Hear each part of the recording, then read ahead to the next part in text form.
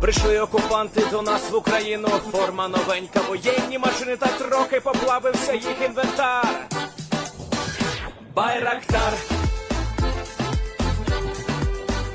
Байрактар. Російські танкісти сховались в кущі, щоб лаптем посьорбати довбані щі, та трохи у чах перегрівся навар. Байрактар, Байрактар. Приперли зі сходу до нас барани для восстановлення великої страни. Найкращий пастух баранячих отар. Байрактар, Байрактар. Хто води всяке озброєння різне, потужні ракети, машини залізні, у нас на всі доводи є коментар. Байрактар, Байрактар. Вони захопити хотіли нас зразу, а ми зачаїли на орків образу з російських бандитів, робить примар. Байрактар, Байрактар. Російська поліція справи заводить, там вбивцю рашистів ніяк не знаходить, хто винен, що в нашому полі глухар. Байрактар, Байрактар. Веде пропаганду кремлівський урод, слова пропаганди ковтає народ, тепер нове слово знає цар. Байрактар. Байрактар. Байрактар. Байрактар. Байрактар.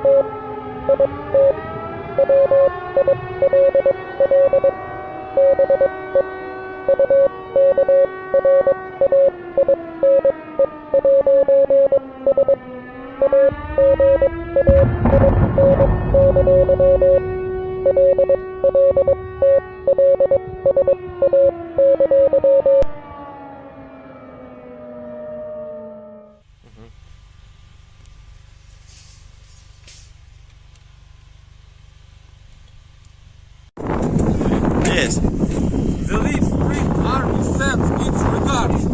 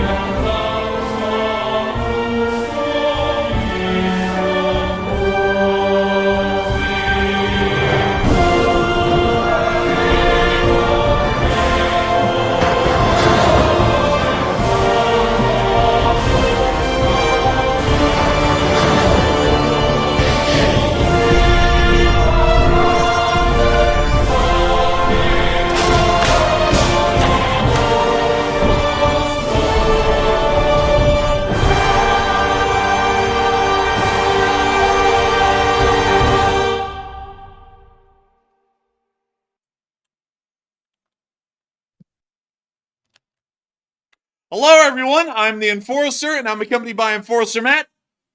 And good evening, folks. It's Enforcer Matt, and welcome back to day 836 of the news. And it's good to see you all once again. And Russia is losing every grasp they had around Kharkiv, and now they're losing Vovchansk completely. And it's good to see you all once again. And of course, we're going to be covering the past 24 hours of the news of the war in Ukraine. And we have unbelievable news today that Ukrainian forces have successfully conducted a counterattack that is pushing the Russians out of the city of Vovchansk entirely. Not only that, but the Ukrainians are continuing to fight the last contingent of Russian soldiers that are currently holed up in the town of Hlyboke. We've also been able to see that they were provided Ukrainian tank support. They have been striking deep behind the lines. Russian collaborators in the area around Staryaskal have been assassinated by Ukrainian partisans today. Not only that, we also got additional major news of one of the deepest and most long-range drone strikes that have ever occurred in the area of the Russian Dawn, knocking out a Russian Tu-22M3 bomber at the area of Mozdok. We've also been able to hear concerning news that the Russians appear to be building an Iskander launch site inside the area of Belarus. We have also gotten unbelievable news that the Finns are providing top-secret confidential military technology to the Ukrainian armed forces, and apparently it has already been used on the field, and the results are incredibly good. Not only that, but within the area of Moscow, we've been able to hear that explosions have been reported. The cause of the explosions is currently unknown, and not only that, inside of Germany, we are also hearing that the joint production for Patriot missiles in between Germany and the Netherlands will commence soon, with the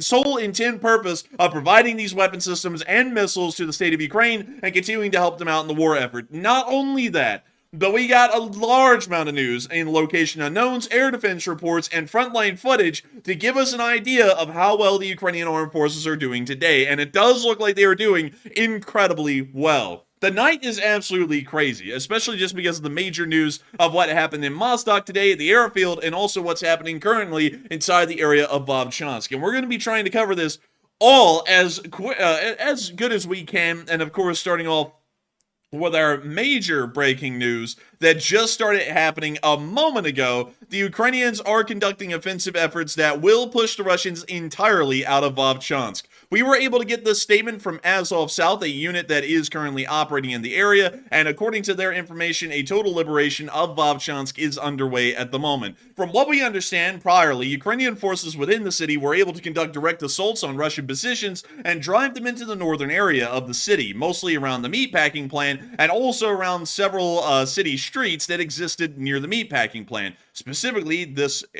exact area right here. From what we understand, the Ukrainian offensive efforts are now hoping and aiming to drive the Russians completely from the city, meaning that the Russians will be pushed into the fields north of Vovchansk, leading up into the border area at Platonivka, or into the forests that are towards the village of Hatishe. This means that the Russian anchor point for the offensive will completely collapse, and at that point we would most likely expect a Russian withdrawal in the area of Buhrovaka and Staritsa, as they would be threatened with encirclement or envelopment by Ukrainian forces, and their retreat and withdrawal through the areas that are currently controlled along the Russian border towards Murom would be highly difficult, if not entirely impossible at that point, at least for the Russian armored forces and also for a large part of their infantry, meaning that this battle may end the Vovchansk front's struggle that the Ukrainians have been conducting to try and stop the Russian forces, and not only that, turn them around and send them back. This is huge news, and something that we will be paying attention to greatly. We were able to get one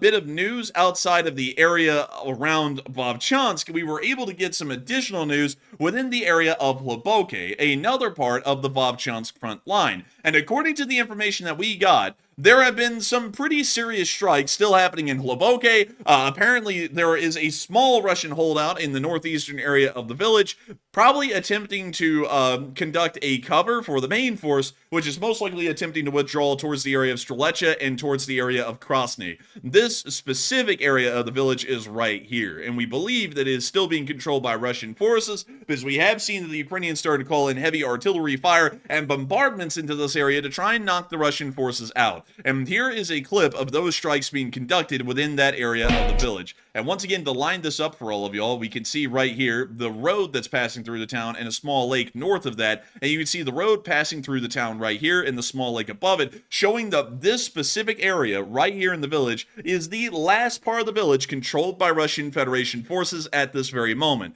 It, of course, is stopping Ukrainian forces from attempting to take entire control of the town and then begin to project outwards towards Strelecha and Krasny, as the Russians will be able to try and interdict or at least stop those efforts with the small screen that they have, or the cover, depending on what you want to call it, that's within this area. Considering how modern battlefield tactics evolved or developed, we would be able to understand that the majority of Russian forces have most likely already fallen back into the area of Krasny and Strelecha, if they are going off of a predictable course of action. The force that is inside of Hlyboke at the moment is not a seriously large force, considering that the geographical area of the town they control is quite small, and not only that, the Russian Federation does not want to put their entire force into a single concentrated battle within really just a small, what I would say, a trailer park sized area of the town. That would be highly unlikely and very illogical, even from a Russian perspective.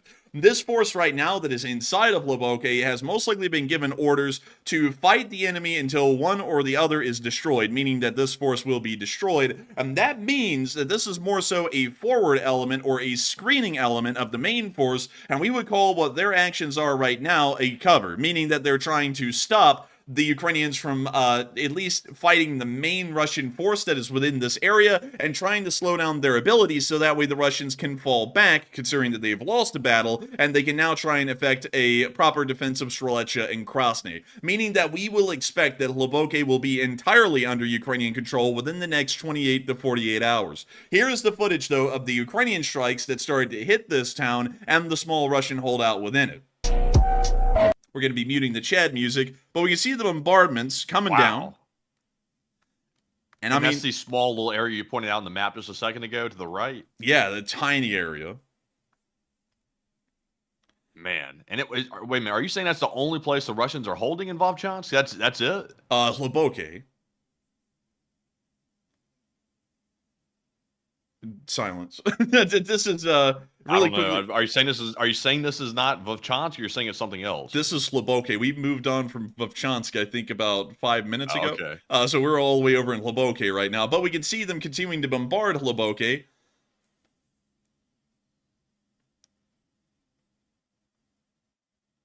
Man, you threw me for a loop. I was like, this is Hlyboke, man. This is a windy, sir. But we can see them continuing to show the damage that has been caused.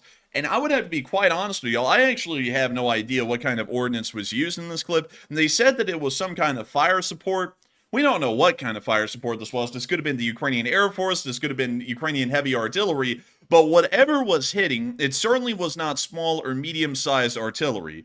This appears to be heavy artillery that was in action. I would actually assume it may have been two S-7 peons that had been given fire orders into this area of the town and ended up hitting it with 3 shots. One landing over here to the right side of the screen, and then another 2 shots landing into the top and left area of this small outcrop of Hlyboke.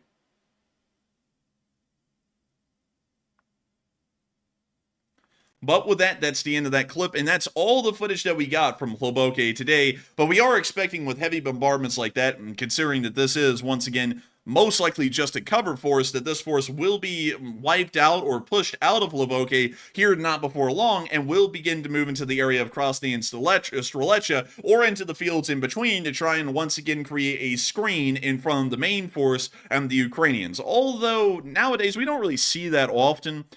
With a screening force in front of the main force. Usually the screen is a part of the main force, from what we can tell in modern Russian doctrine, because the proximity of their main force to the Ukrainians is so close, there's not really a proper way to conduct a screen, which is a security operation conducted by a small recon forces or light infantry forces in front of the main force to try and detect and relay information to the main force about the other side's abilities and where they are most likely concentrating their forces based off of what kind of resistance the screen would be getting. But moving on from that little bit of news, and behind the lines near Vesely, we did get to see that the Ukrainians are getting armor support in this area, but they are having to contend with the summer slush.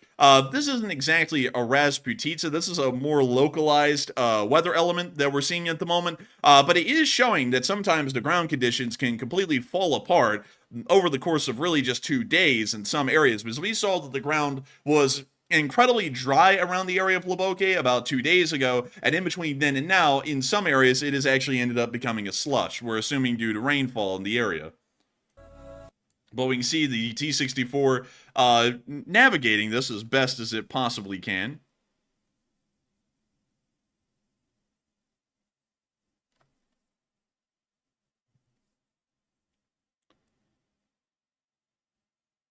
And we can see it continuing to roll along out towards the small Ukrainian group that's sitting on the side of the road.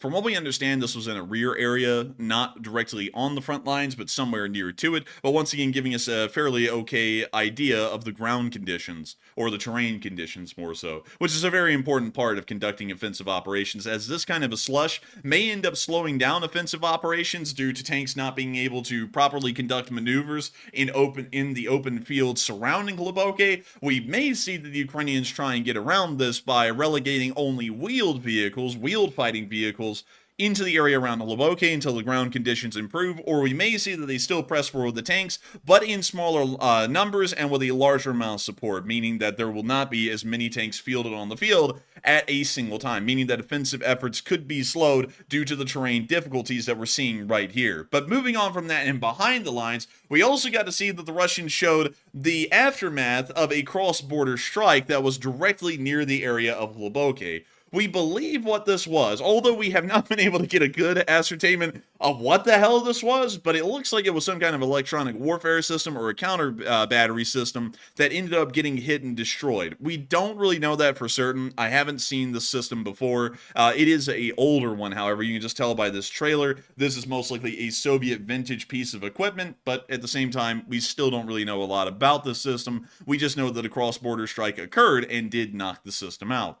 But nevertheless, the Vovchansk situation is going incredibly well and greatly in favor of the Ukrainian forces that are there at the moment. We are most likely going to expect that this battle will not end probably for the next few weeks, but the Ukrainians will be able to get the upper hand here over the next few days and will be able to drive the Russian forces out with meticulous planning and a never-ending stream of attacks or offensive efforts on the Russian forces in that area. But moving on from the Vovchansk front and up into the area around the border in between Belgorod and also Kursk, we were able to see that a Russian excavator ended up being destroyed today. This thing is actually trying to work on some defensive structures in the area to try and give the Russians a little bit of a better chance if the Free Russian Army was to cross the border again. We don't know if they ever will, but we can see the excavator getting destroyed. We can see them highlighting it right there.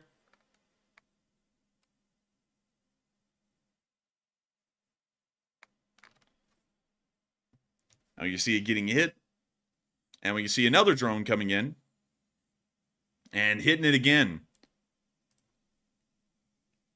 I assume this will pop up in the Bobcat report of all things. Oh yeah, this is one of those special equipment vehicles. Now we can see them hitting another excavator. That literally just looks like a Caterpillar excavator, but they hit it, and it looks like it's also knocked out as well.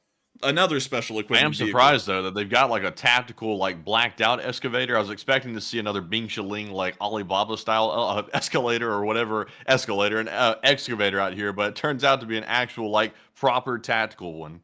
Man, I'm telling you, it actually didn't look like a cheap, like, wimpy excavator. That thing really did look like a Caterpillar. And a little interesting, maybe that one will be sorely lost because of that. But beyond that, we are seeing that the Russians are just facing massive difficulties along the border region right now, and especially in the Vovchansk area, considering that this offensive, by everyone's measure, has been an absolute failure. It did not achieve its original goal that we knew of, where the Russians were planning on trying to siege the city of Kharkiv and put major pressure onto the Ukrainian government to find some sort of a peace deal or solution with the Russians to end the war. And it also did not achieve the secondary goal that Putin said it had, which then became the primary goal, according to the Russians, which was to create an exclusionary zone or a safety net along the border for the Russians. It didn't achieve that either. This has been a complete failure, both by Putin's metric and by what we knew the metric really was for that offensive. So going off of that, a lot of people have been talking about this offensive and if it was a failure or not, because the Russians are losing this area pretty quickly. And a lot of people have been saying that this was a complete failure. And I'm wondering, do y'all think that this was a complete failure of an offensive? A lot of y'all actually believe that it entirely was. Some people are saying that's a little too early to tell. Some people are saying that they might regroup and regain somehow, and then some people are unsure and undecided. But Matthew, so many people have been talking about this offensive, not just because it is another Russian offensive, but because it's really a litmus test for what kind of condition the Russian army is in right now as a whole, and what their abilities will be going forward into the future. Loads of people have been giving their take on this, and a lot of people have been saying that this is really not a turning moment in the war, but it certainly is showing if a turning moment had happened in the past, and whether the Russians are too far down the runway to really stop and try and end this thing, or whether they've gone so far they're at a point of no return, and they are pretty much going to be collapsing this point as an armed force throughout the remainder of this year. But Matthew, what are people saying about this offensive? Do they think it's failed or not, and what do you think about the offensive? All right, so now that we're seeing Russia losing the territory that they gained in Vovchansk very rapidly, and remember, this was Russia's big moment. They were trying to go in there and take Kharkiv, and there was a lot of hype around it, and pretty much everybody on YouTube was saying, oh my God, it's over, like Kharkiv's going downhill fast because Russia's going to take it. That turns out not to be anywhere close to the truth because now Vovchansk is being lost by the Russians, and the big question is the Kharkiv offensive 100% failed as of this point? And it looks like 73% said yes, the offensive has completely failed, while 17% said it's too early to tell right now, and 5% said no, Russia will regroup and also regain some of that territory. And to me, I would say that at this point, the Russians have failed to even take Vovchansk in its entirety. And that was just the beginning stages of this whole offensive that Russia was launching. And if Russia can't even pull that off, I would say it's pretty much finished. So I'm definitely with the 73%. I think Russia's hopes of taking Kharkiv, at least for now, are over until they're able to regroup later. And even at that, I really don't have any hope that they're ever going to be able to get anything at that point because the Russians are still a crappy force with very little equipment and also very little training. So with that, Enforcer, what say you? I would have to say that, in my opinion, this offensive has been an absolute failure. Of course, that seems to be a very easy statement to make, and I see a lot of people making that statement in the chat, and it's an incredibly easy one for us to say. It would be incredibly easy to say that it didn't go badly either, but let's give some facts behind this to say that it really did go poorly. And I'll give some facts. Well, really, there isn't any that could give the Russians the benefit of the doubt. So we were just going to go with what I've seen and what would show that this was a terrible offensive from start to finish. One, when this offensive began a long time ago, we saw that the Russians did not secure any kind of major highways or roadworks to support logistical efforts for the forces that would be crossing the border. The Russians never captured the E-105 highway or any of the other major highways surrounding the area that would allow them really a main driving force towards Kharkiv and a area to spread out or fan out from, but still keep a consistent logistical effort running. We never saw that, and that was a major failing of this offensive from the start, practically dooming it to always having a reduced supply availability at any given point in the battle. Moving on from that, the next major thing that was seen was that the Russian forces that were being moved across the border appeared to have been lower quality forces, from what we could tell. The combat forces that have been used have been pulled from Africa. Some parts are of the former Wagner group. Some of them are actually foreign mercenaries as a whole, volunteers from places like China, India, and other nations inside of Africa that joined the Russian army in an attempt to just make money. And it appears that the training quality of those forces has been wildly low due to language barriers that have existed in between those mercenaries and the Russian forces.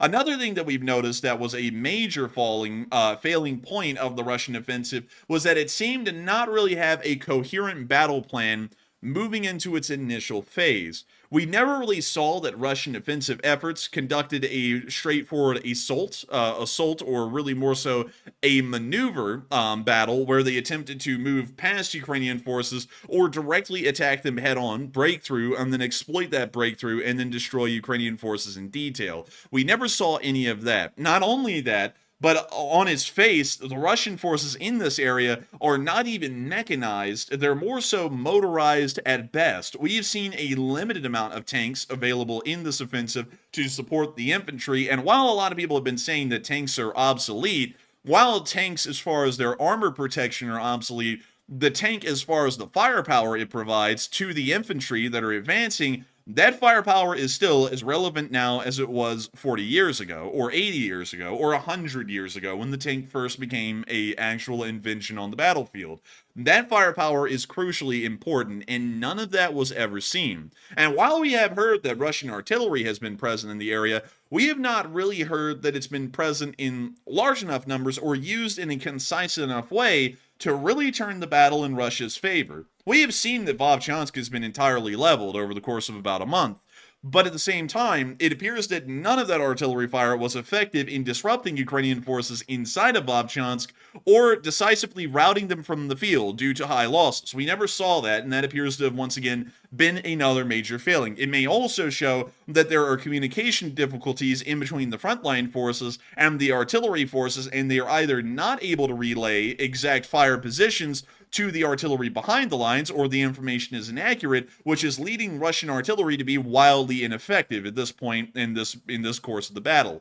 Not only that, but the Ukrainians from the get-go have largely outnumbered Russian combat forces available in the area by 2-1, meaning that the defender had a numbers advantage, which is largely unheard of and absolutely absurd to conduct an offensive in those conditions. And now we understand that the Ukrainians actually outnumber the Russians in this localized area of the front line 5-1. To put this into perspective, the usual doctrinal strategy for an offensive would be to have, in a simple numbers advantage, a 3-1 advantage or a 5-1 advantage. The United States emphasizes a 3-1 advantage. The Chinese emphasize a 5-1 advantage. The Russians went into the offensive being outnumbered 2-1, meaning that they were actually going the opposite direction, and they didn't have enough numbers to deal with the Ukrainian forces that immediately started to get moved into the area. Now, at this point, just by the numbers alone, the Russians could not conduct an offensive because they will be running into a force that massively outnumbers them, meaning that no forward progress would logically be made at this point, or would even be physically feasible, just due to the overwhelming numbers advantage that the Ukrainians have. Then, on top of that, due to the poor training of the Russian forces, the poor coordination of their battle plans, and also the, I guess you could say, low morale or low supply availability that any of these units really have in the area, we have then seen that all of that has resulted in a low morale for these Russian forces, which was already most likely going to be low, considering the low training of these forces and their low cohesion. But now their morale is truly at rock bottom because all the cards are really stacked against them. And now we're seeing that Ukrainian light units, I wouldn't even call them light, I would almost call them militia units, like the Ukrainian police, have been able to rout the Russians' main force in Vovchansk with relative ease, mostly pushing them out of a large part of Vovchansk in just a single day. And that's giving us a really good idea, just that one battle alone in between the Ukrainian police and also the Russian army that was inside the city, that even light infantry forces, or really paramilitary or armed police forces, can actually end up pushing the Russians back in this area, not because they are technically superior to the Russian forces, simply because the Russians have no morale, and it appears that because of that, they're more than willing to rout from the field when facing any kind of stiffer resistance from Ukrainian forces conducting a counterattack. Going off of all of this information, it's fairly clear that this offensive is a complete failure, and it most likely will get pushed back across the border within the next few weeks. Going off of that, then that is really the question, what will happen to the 30 to 50,000 Russian forces that were involved in this offensive? They will most likely move one of two places, from what we understand. Either they're going to move back into the southeastern area, which the Russians seem to not really be that big of a fan of implementing that idea, or the Russians are actually going to move them up into the Sumy area, and they're going to wash, rinse, and repeat the same poor planning and strategy to try and conduct a new offensive in the Sumy Oblast. We would believe that that one would go the exact same way as the the Russian offensive in Kharkiv went, but it will still tie up Ukrainian reserve forces, because most of these forces fighting in the area around Vovchansk are actually Ukrainian reserve units. It will end up tying them up in another area of Ukraine, and this may be leading the Russians into an idea that as long as they can draw away Ukrainian reserves, eventually they might be able to degrade or wear down Ukrainian frontline units around Bakhmut and Avdiivka and eventually create a breakthrough in one of those areas, although that still would be highly unlikely given the current conditions of those front lines as well. But with that, I hope I addressed that the best I can and gave the best battle analysis of this. as I possibly could. One thing that we've been wanting to do, actually, to talk to y'all about something that I would find really interesting to try and implement, is to find a way to put NATO symbols on this map and show y'all where Russian forces are at the moment and where Ukrainian forces kind of are, although we wouldn't be violating OPSEC doing that. We would kind of misplace the markers for them, but at least give y'all an idea of what the Russian forces actually do look like in these areas. Because I talk a lot about this, and I don't really know if many are following or not. And also sometimes I think I'm not even followable because we don't really have any unit symbols on the map to be able to show y'all where these forces are. So maybe we'll be able to work on that in the future. I don't really know how we would do that in Google My Maps, but we would like to do something like that at some point on in the future. But with that, we are now going to be moving on from the overall Belgrade or the Vovchansk offensive news, and we're now going to be moving on just a little north into the city of Stary Oskol. Stary Oskol is really the only other major city within the Belgrade Oblast. The rest of them are smaller villages, but this is Stary Oskol. And you can already tell that this is a wonderful city to be in because of the massive industrial mining pits that are right outside the city. Doesn't that look beautiful? Matthew, wouldn't you want to swim in the toxic green lake? Oh, yeah. So you get at least 30 rads for swimming in the lake with the green water, at least. Dude, and look, they built a beach around it and everything. It looks beautiful out here. I wonder what that really... Nope, they don't even have a picture of it. It's that toxic. You just can't get close to it. But beyond that, in the city of Stary Oskol lives a man. Well, lived a man, past tense. The guy was, at one point, the mayor of the city of Kupiansk in Ukraine. And Kupiansk is right down here. Kupiansk was taken fairly quickly in the Russian offensives at the beginning of 2022, and then was retaken by Ukrainian offensives that same year towards autumn. However, the mayor of Kupiansk sensed opportunity, and he actually ended up siding with the Russians and collaborating with them while they were occupying the area. This didn't bode well with the Ukrainians, and when the counterattack came around, he actually ended up fleeing with some of the Russian forces up into the area of Belgrade, and eventually he actually ended up relocating into the city of Stary Oskol, where he ended up being a gymnastics coach, or something along those lines, for Russian school children. It appears that today his past is caught up with him, as Ukrainian partisans were able to find the man and ended up shooting him several times on the side of the street. This guy is now in a hospital in Moscow, and from what we understand, he's in critical condition and may not be expected to live that much longer. But this is apparently a message that the Ukrainians or Ukrainian partisans are planning on sending to Ukrainian collaborators, saying that if they are found, they will end up getting the full arm of the lead, I guess you could say, or more so a full belly of lead. I'm trying to figure out the best way to put that, but here is the picture of the fella being moved to that crappy ambulance over there, and then here's a picture of the guy right here that was the former mayor of Kupiansk. But nevertheless, a collaborator at this point, and might be the past tense mayor and gymnast of the city of Stary Oskol. But nevertheless, showing that Ukrainian partisans are really trying to send a message these days. And what better way to send a message to the Russians than to do something in Moscow? Everyone knows Moscow is the center of Russia. It has about 10% of the population of the entire nation in a single city. And we got to hear that today explosions, the sounds of explosions, were reported on the city's edge. And we were able to get a little clip of these explosions as well. So here's the clip.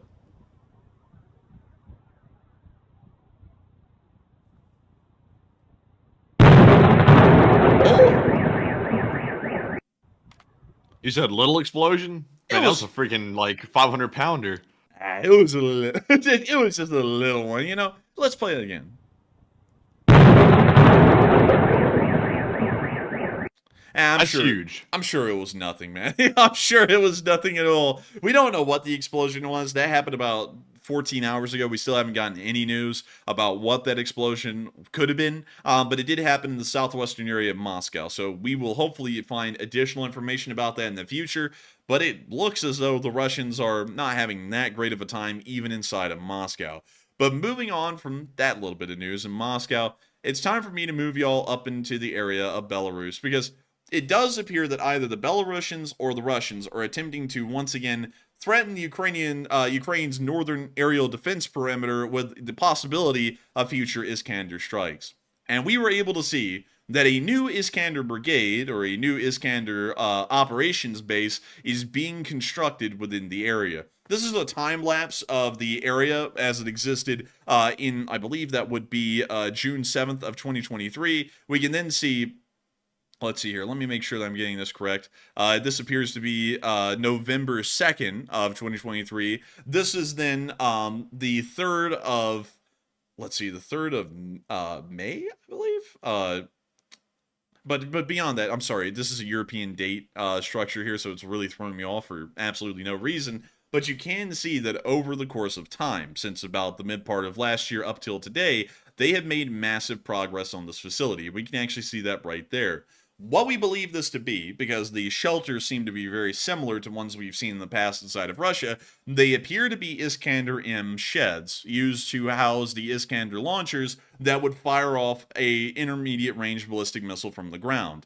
And that is quite concerning. It is showing that, once again, the Russian Federation may be planning, or the Belarusians may be planning, on conducting Iskander strikes into Ukraine from the northern area of the country. Ukraine's air defenses in this area are practically non-existent, to be quite honest. Most of them are facing towards the western area, well, actually the eastern area of the country, and also slightly south, but most of them are not facing north. Hardly any of them are. And if the Russians begin to fire Iskanders from inside of Belarus into the area of northern Ukraine, Ukrainian air defenses may be overwhelmed or may be non-existent in those firing arcs. For that reason, the best solution to that would be the continuing provision of Western air support systems or air defense systems, so that way this threat to Ukrainian skies can be countered and become moot. And it does appear that the Germans and the Dutch are planning on working on this in the future, as they have announced a joint production program for Patriot missiles, according to the Dutch public broadcaster NOS. This assembly line will be set up in Germany, and the project has also received the blessing of the United States, meaning that this will be a reality, and the Ukrainians will be able to get an endless supply of Patriot missiles from the Germans and the Dutch, just literally being assembled in Europe and then shipped immediately into Ukraine. This will be greatly reducing the length of the supply lines, and not only that, increasing the availability at any given moment of the Patriot missiles and the Patriot air defense systems being usable on the battlefield. Meanwhile, other countries have found other ways to help Ukraine. And interestingly enough, Finland said something today that really goes against the grain as far as national decision-making goes for most Western countries.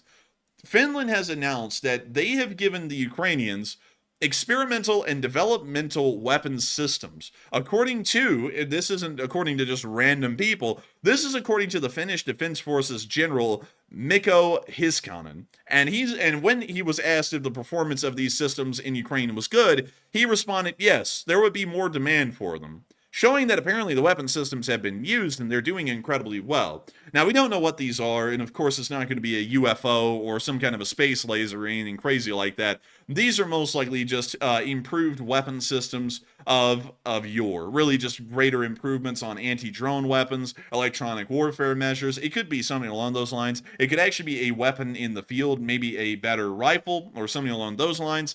But we have not really gotten a good indication of what these secret or experimental weapons have been.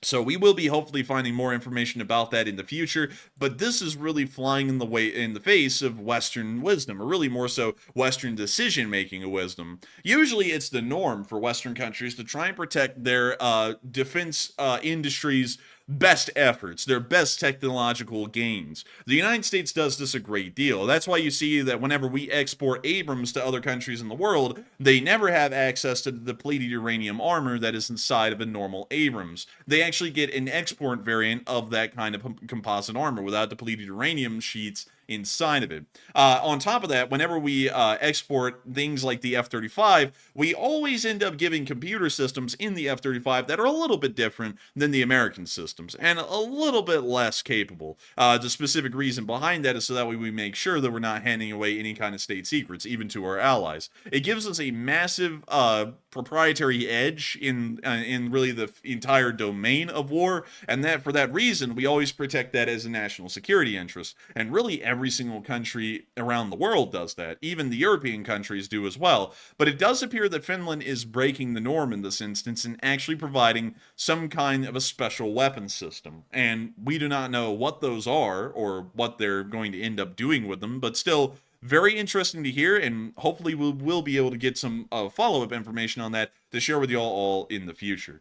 But before we move on into the next bits of news, which actually move us on into Ukraine itself, well, actually down deep into Russia at the Mozdok airfield, Western analysts have been saying that Russia is running out of time to achieve a breakthrough in Ukraine.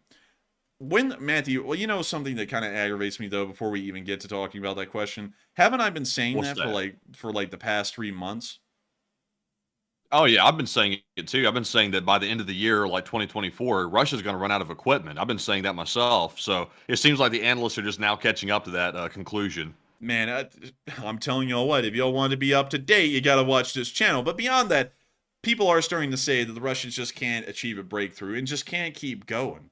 But it's kind of a little funny though, because I believe those same analysts like 3 months ago, when I was saying the Russians are starting to run out of time, just like they're saying now, I think they were saying something like Ukraine is finished and they won't be able to defend their homeland. They kind of just flip-flop to whatever the hell they want. It really just depends on what the public is feeling at the moment. But still, a lot of people have been throwing in their thoughts on this. And Matthew, what have people been saying about this idea, and what have people been thinking about it?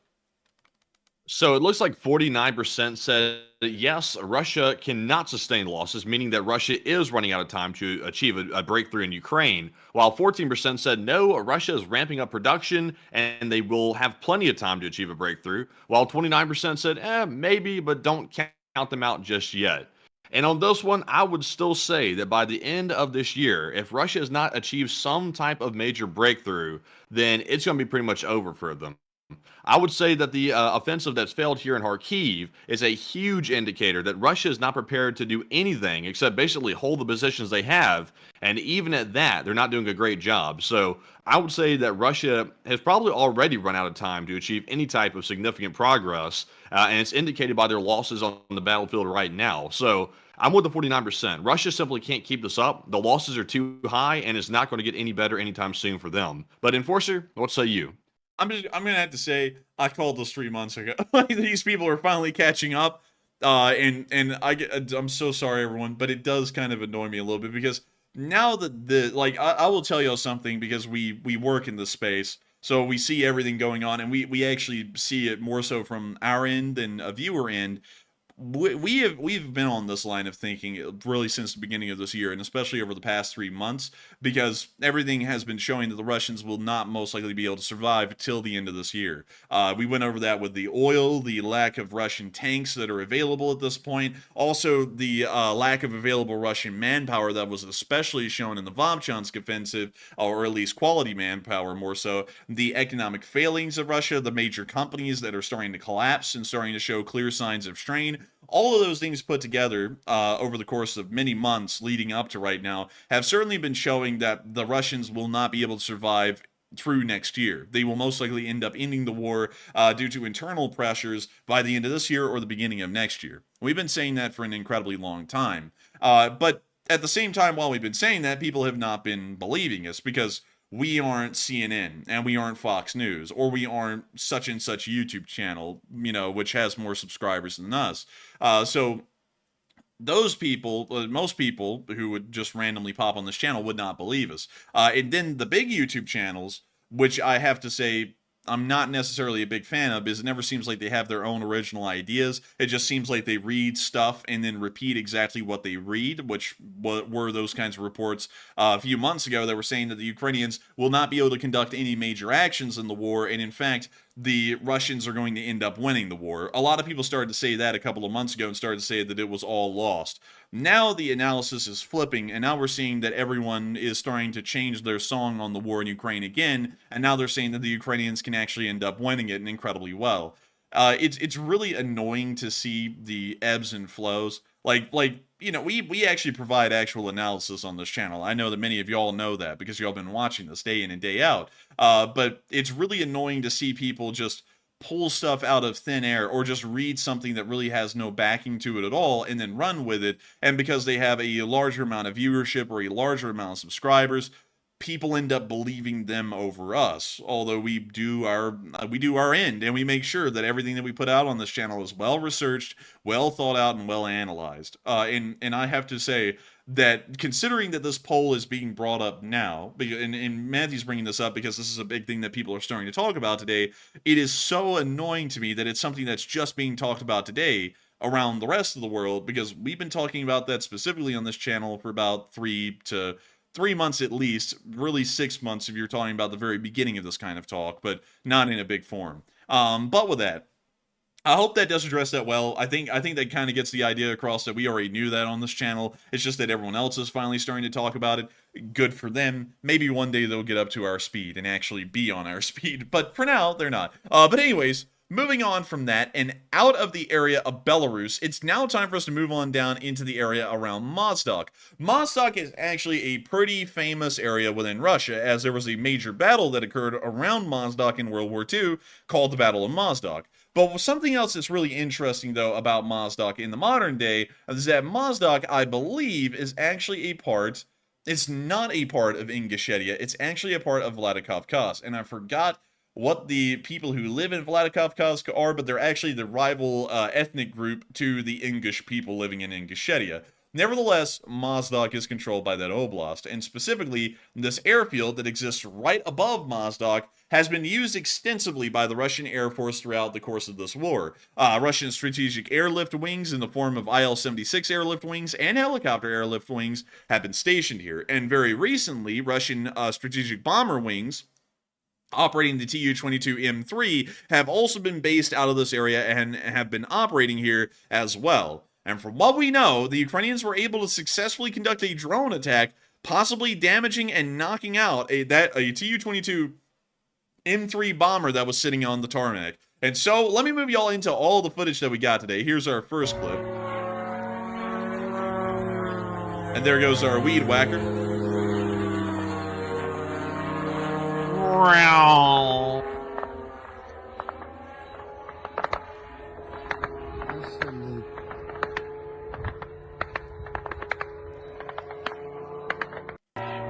And that's the end of that clip, and we're now going to be moving on to our next one, where we also got to see that apparently there was another clip of the drone attack on Mozdok base. Check this one out. This one's a little bit of a longer one, kind of the last one, but still gives us a better perspective.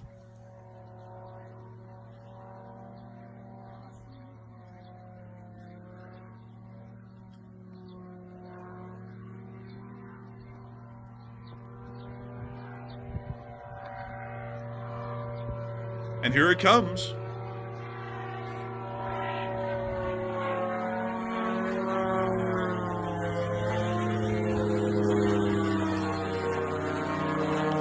Oh my. You know, they might call that a stealth drone. Maybe. But you can start hearing the popcorn crackle in the distance. That thing is loud as hell, really. It's like, couldn't they have added like a small little muffler to it? Man, that thing is going... Dude, it sounds like... you know what it sounds like, Matthew? It sounds like one of those cheap little RC planes that have like the worst engine inside of them, the propeller ones. You know the ones I'm talking about, right? Oh, yeah. Yeah. Dude, it sounds like that. It sounds like it's straining so hard. But beyond the straining, it actually ended up hitting the base and exploding. And listen to that AA. It's all rifle fire, and they have no actual AA at the airfield. They're trying to shoot it down, and they end up failing, so it ends up actually hitting a target on the airbase.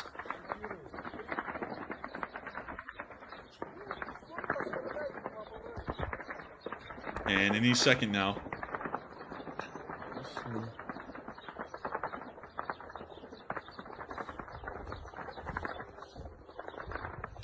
Any second now. It's coming.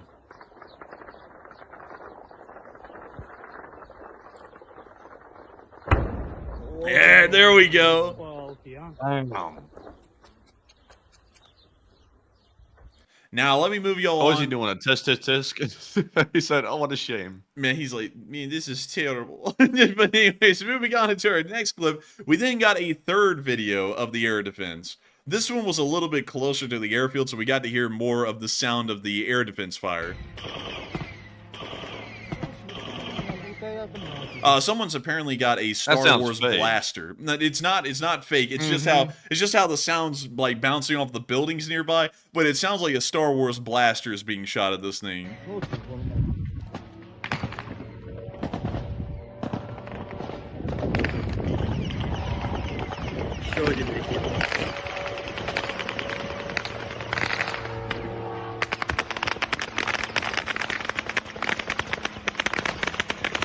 They can't shoot worth a damn.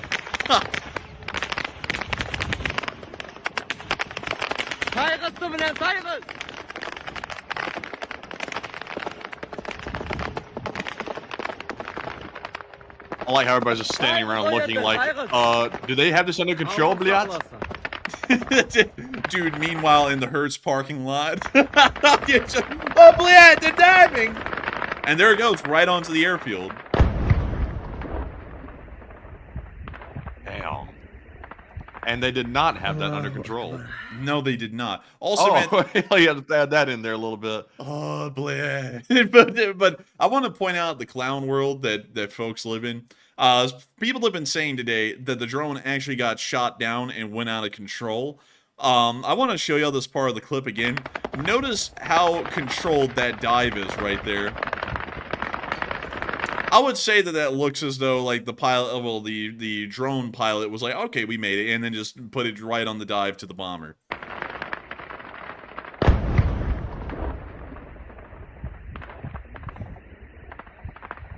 Allahu Akbar. I mean, I'm telling you, man. Oh, man. Sometimes it's just an Allahu Akbar moment, you know what I mean? But moving on from that, we did get to hear that a Tu-22 M3 bomber was apparently damaged or destroyed in the attack. We don't know which one it is at the moment, but we were able to get that from a Uzbek source, and it does seem as though that may be highly possible, but we'll have to wait and see if we get additional information from the ground. But it does look as though that drone was attempting to target Russian bomber forces that were based out of the area of Mozdok. Moving on from this major news at Mozdok airfield, it's now time for us to move on up into the Ukrainian location unknowns, and then the rest of the news that we have from the front lines. But before we get to all that, so many people have been talking about North Korea. Oh, man, I didn't even put any news down about them tonight, but we will talk about them for just a brief moment. North Korea has sent 300 more turd balloons to South Korea.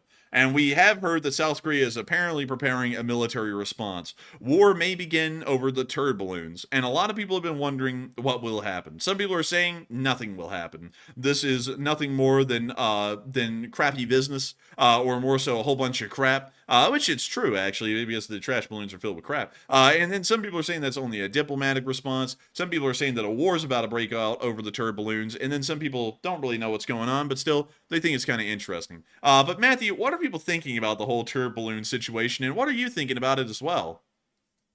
So the North Korea and South Korea turd balloon situation, the crisis has gotten really out of hand now, because now that North Korea sent another 300 across the border into South Korea, now we have South Korea issue a diplomatic response, and 18% said a war is about to break out.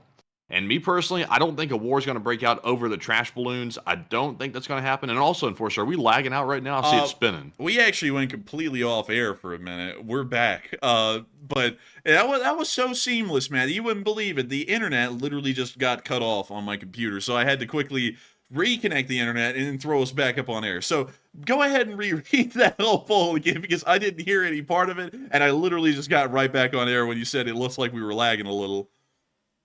All right, so I was saying before that lag so rudely cut off the stream, that the South Korea and North Korea trash balloon situation is getting out of hand, because now South Korea has issued an emergency order to place all their troops on standby, because they will not have any more of those turds coming across the border.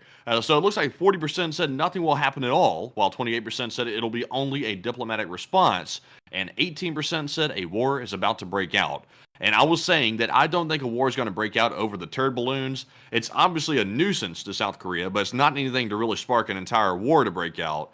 And on a diplomatic response, that's probably where it's going to remain. It's probably going to remain on that. I think the South Koreans are simply putting their military on alert to send a message, but they don't actually intend on doing anything to the North Koreans. Now, that's not saying that the South Koreans aren't going to fire up those loudspeakers, because those are still sitting there on the border, those megaphones, and I think they're going to turn those on probably very soon, because that's really nothing significant. It's kind of petty, and it's also easy to do without really causing a war. So I assume those speakers are about to get blasted, but that's just me. But Enforcer, what say you? I'd have to say, in my honest opinion, nothing's going to happen from this.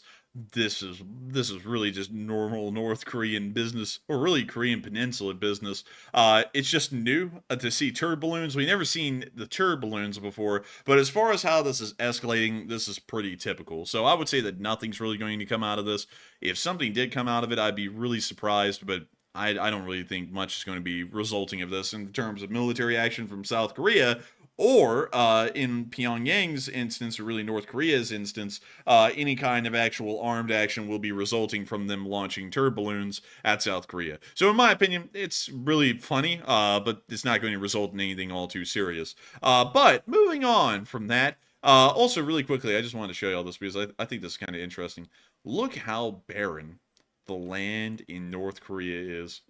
I mean, like, my goodness. This is what happens when all the topsoil disappears. You get farms that literally aren't even usable. And this isn't the winter, by the way. This is the summer satellite picture. And this was most of the arable land in North Korea. Meanwhile, in South Korea, when we zoom in on the fields down here, you can actually see that there is stuff growing in the fields, or at least it's being tilled to be grown on. So, just wanted to put that out there, because you will not get that in North Korea. Like, let me go back up here just to a random area. Like right here, and there's nothing. It's all dead. And also, Matthew, I think Jeremy Clarkson was working on this field, because it looks like the tractors absolutely had no idea where they were going or what they were doing, at least in this particular Man, those field. tram lines are all messed up. They're all over the place. Man, I'm telling you what, man, just like Chris's mom, the tram lines are everywhere. But anyways, I'm sorry, the train lines are everywhere. But anyways, moving on from that little bit of news, and also that little side note right there, it's now time for us to move on into some questions. Because, Matthew, I understand that we actually have some pretty interesting questions. So what do we got? Yes, we do. And also, by the way, I've been seeing people all night. They've been saying, leave one of those trolls in the chat so that way we can go after them. Well, I've left one in the chat, and y'all see him. He's in there. He just called, I think he called the Enforcer an idiot. He called both of us an idiot at first. And then he said, oh, not you, Matt, because he realized I have a band hammer, so he kind of backed off. But now he's calling the Enforcer an idiot. So there's your butt. Go after him. But anyways, moving on to our first question of the night. We have a very generous $50 donation from Ari Soini, also known as Kiwi Wife and Finn. And thank you very much, Ari, for that support. And they said, LSA and live chat, please. And thank you so much, Kiwi Wife and Finn, for the support and helping this channel keep on running. Of course, long live the Lee Spring Army. And I know that y'all been a part of it for an incredibly long time. And of course, we will also grab one from the chat. But before we do, I got to thank you both, Kiwi Wife and Finn, for the support and helping this channel to keep running. Because if it wasn't for folks like y'all, we wouldn't be able to make this thing possible, and we wouldn't even be able to be here tonight. And so with that, thank y'all so much once again. And Matthew, what is the live chat that we got? So the live chat question is going to go to Thomas Engel, who says, which will Russia run out of first? Will it be the troops, will it be the equipment, or the ammunition? And I'm voting for probably equipment first, because that's the most complicated to manufacture when they run out.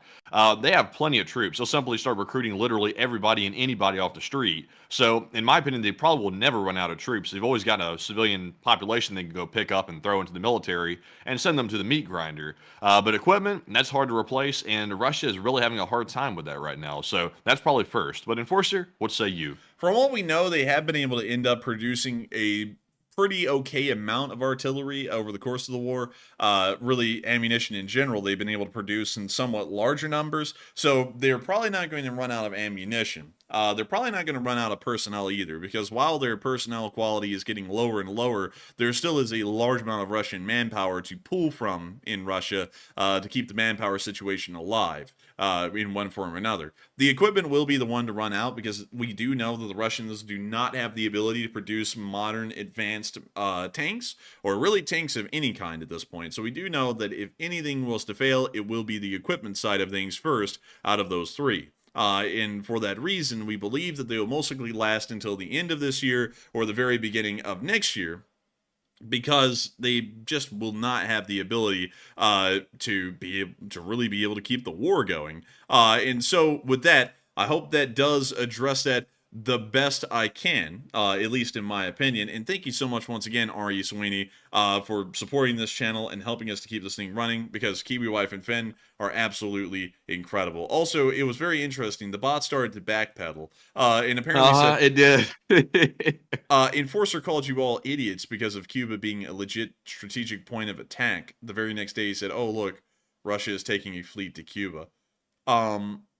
What? No, he called you an idiot. Like, I guarantee you, I read his first comment. He called both of us idiots, and he backed off of me when I said, hey, man, what are you talking about? He said, no, I just mean the enforcer. And then you said, like, or I mentioned he was a bot, and then he went, oh, no, I don't mean either one of you. I mean the enforcer called you all idiots. It's like, somebody from the audience needs to tell him, hey, what are you talking about? He'll be like, no, I'm not calling anybody an idiot. I didn't mean it. Man, look at that. And then he sat there and said, let's see, enforcer called you all idiots. It's like, no. It's like, how in the world did I call everyone an idiot? I never do that. Why in the world would I do that? And let's see, being a legit strategic point of attack.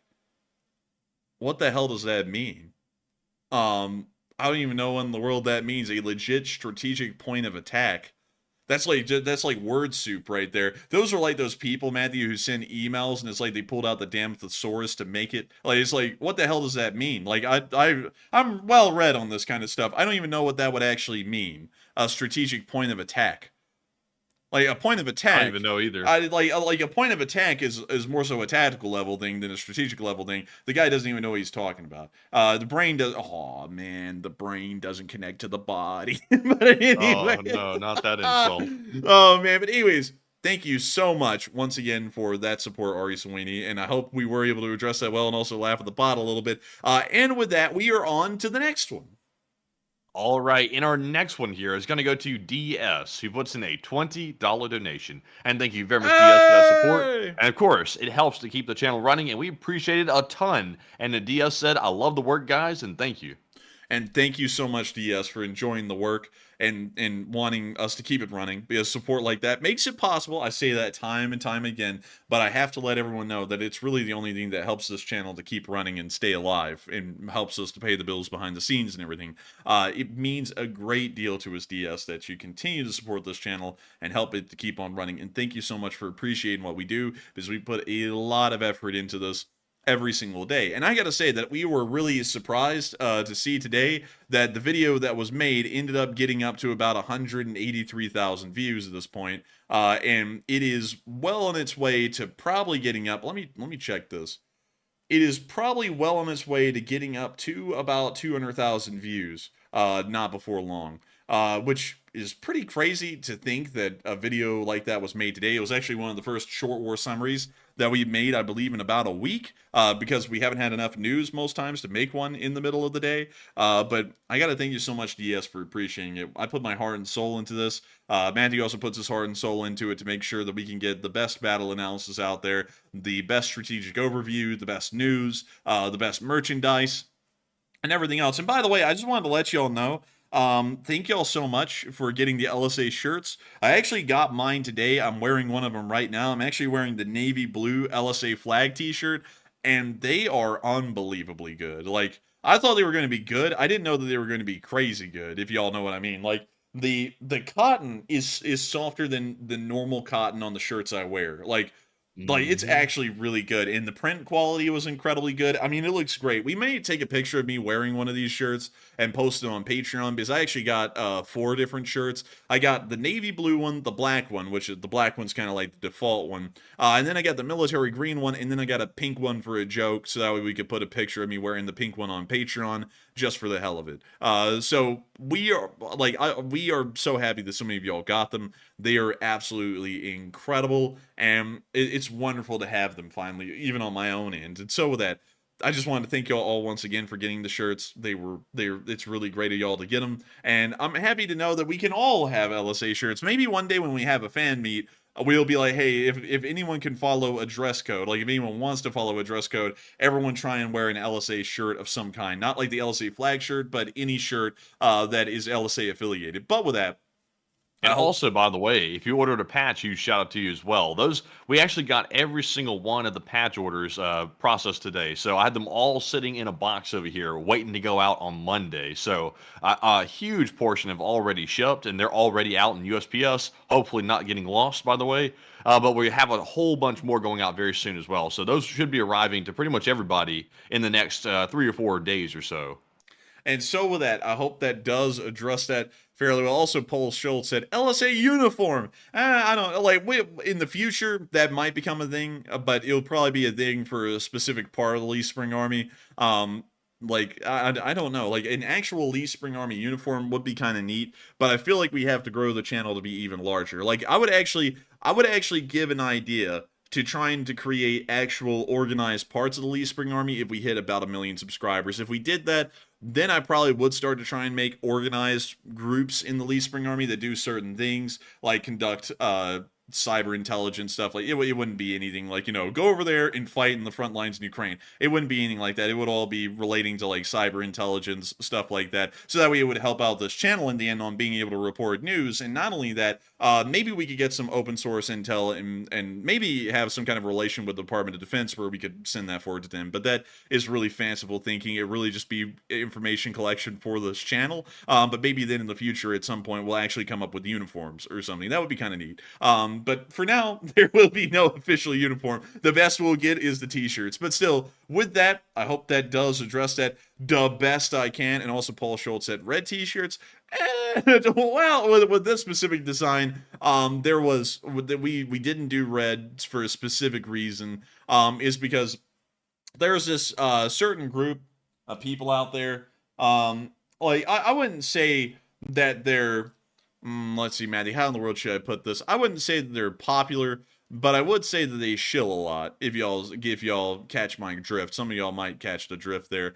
And they Are you talking about the forbidden color scheme? Is what you're referring to? Yeah, I'm talking about that forbidden color scheme where they sat there and did like 20 edits to the LSA Eagle and said, "Look, if you do this and that and that and that and this and that and this and that, it looks Nazi." And I was like, wow, you had to do like 20 edits in Photoshop to make it look like that. Like that's absolutely stupid. Like that's like going, look, with the US flag and like rearranging the red stripes and the white and the blue to try and come up with some Nazi looking thing and go, look, it's like, yeah, you did like 20 edits in Photoshop. You could do that with anything. But beyond that, that's why we didn't do the red one, because we know that there would have been some idiot out there trying to climb onto that and run with something. And we are so tired of dealing with idiots. We try and give them the least possible avenues of advance at this point. And so with that, I hope that does address that well, Paul Schultz. We will eventually do red t-shirt designs. It's just that we weren't going to do it with this one because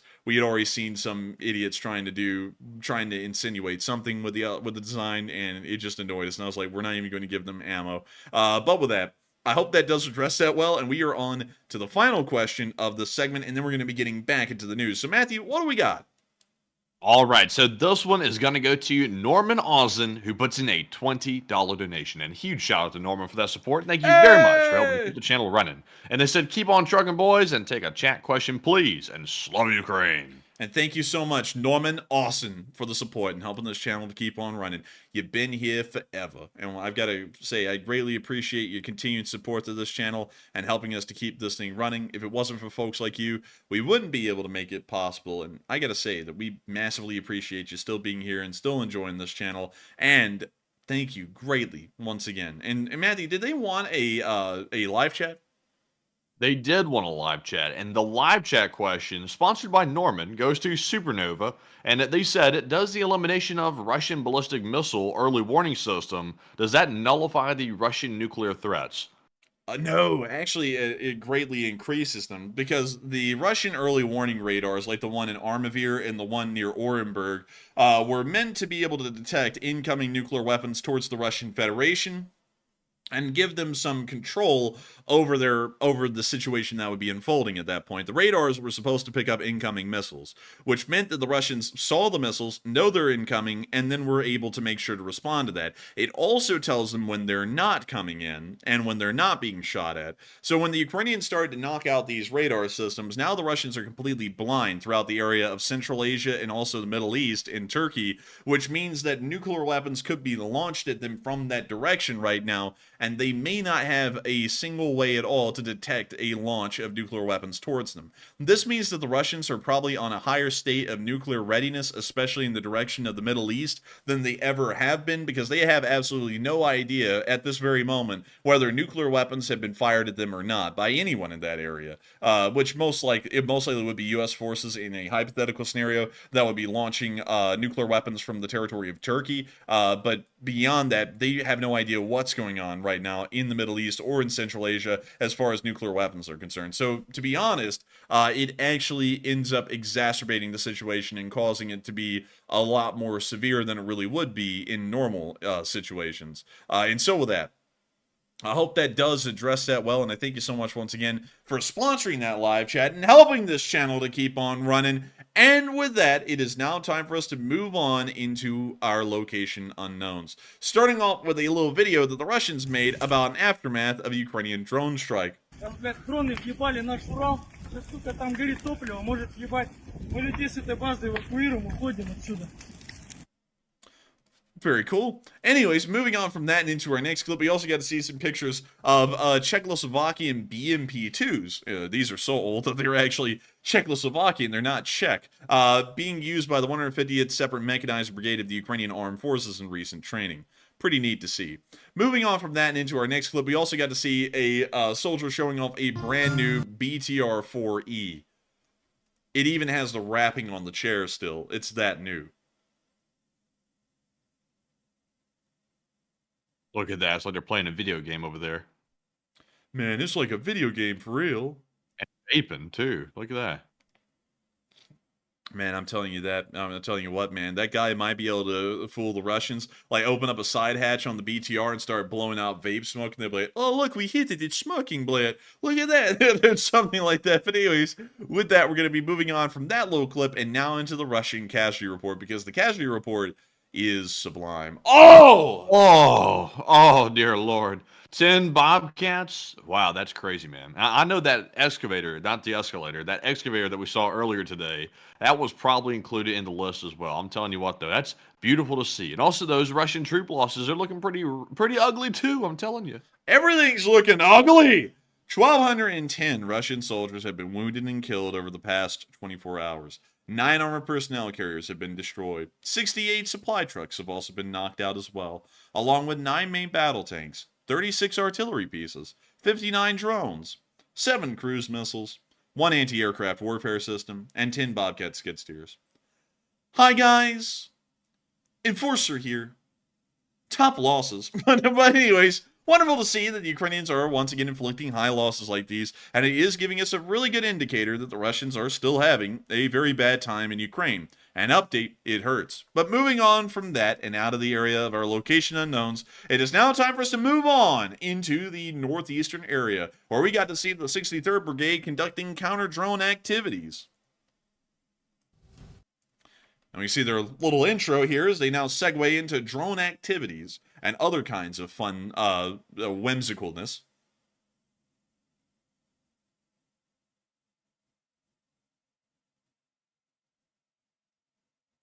And 722 Marines said satellites make up early warning systems that detect nuclear weapon launches, specifically ballistic missiles, not radar systems. Are you sure about that? Because we use, like, do you know what NORAD is? Like, it's a massive radar relay that looks over the Arctic. Like, we could pull that up. 1 second, let me get this. Because I don't mean to sound like a douche going, oh, do you know what NORAD is? But still, at the same time, NORAD operates a massive radar system that looks over North America and into the Arctic Circle. Let me prove that really quickly. It's a combined organization of the United States and Canada Department that provides aerospace warning, sovereignty, and protection for Canada and the contiguous United States. Let me see here. Region.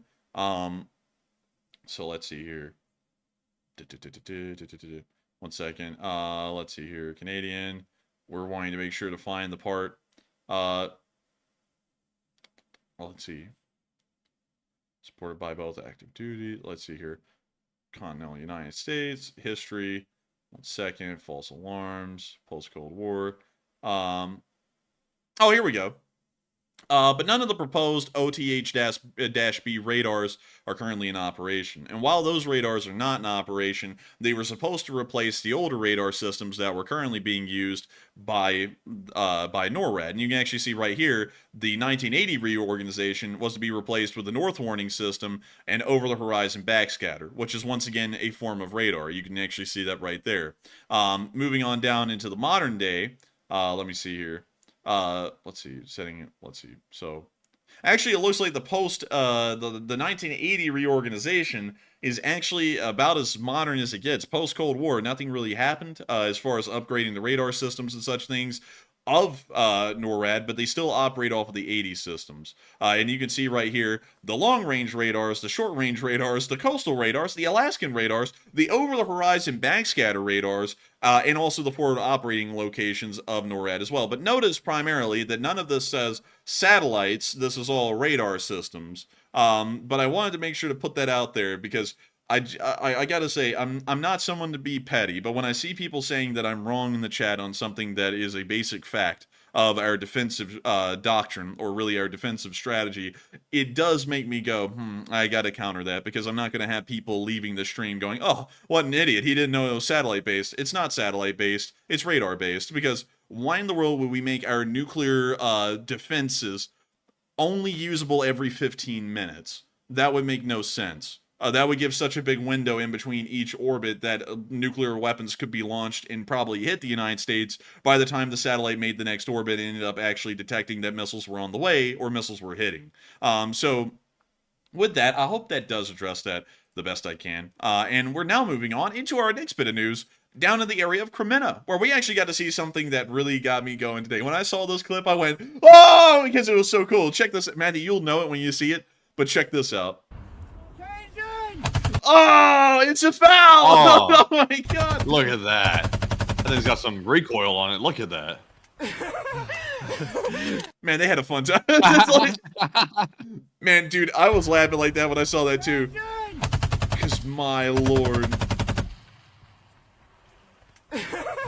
Man, I was laughing like that. I'm not gonna lie. I can't trash that guy. Like, I was laughing like a clown as well when I saw that thing fire. But it was a freaking foul, you know, like, to see those in that kind of condition, crazy. I gotta say, fouls are great. It's just that they're in a larger caliber than, say, an M16 or an AK, which are usually in like a 22 caliber form. And someone's about to say, no, it's 5.56 and 5.45. It's generally like 22. If you were to get the diameter of those bullets, it's about a 22 caliber bullet. But beyond that, the foul is in 308 or 7.62 by 51.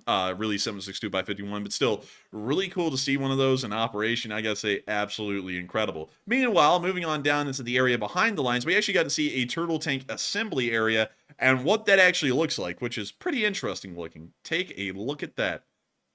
They're out there building turtle tanks for real. No joke. But anyways, moving on from that and down into the area around Marinka, because we didn't get any combat footage from Avdiivka today, we did get to see that a Russian tank exploded.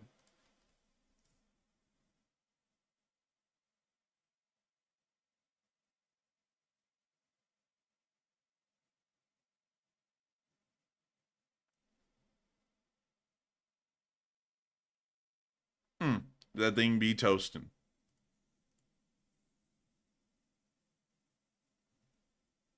And with that, that's the end of the clip right there. But also, really quickly, continuing our radar versus satellite conversation from earlier, someone said, the space-based infrared system is a United States Space Force system intended to meet the United States Department of Defense's infrared space surveillance needs.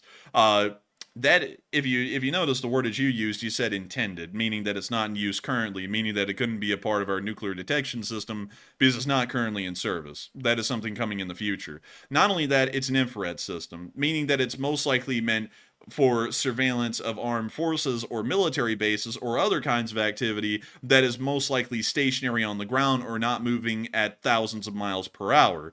On top of that, you have to remember that satellites aren't the best at detecting incoming targets to the United States. Do we use satellites to detect incoming attacks on Ukraine?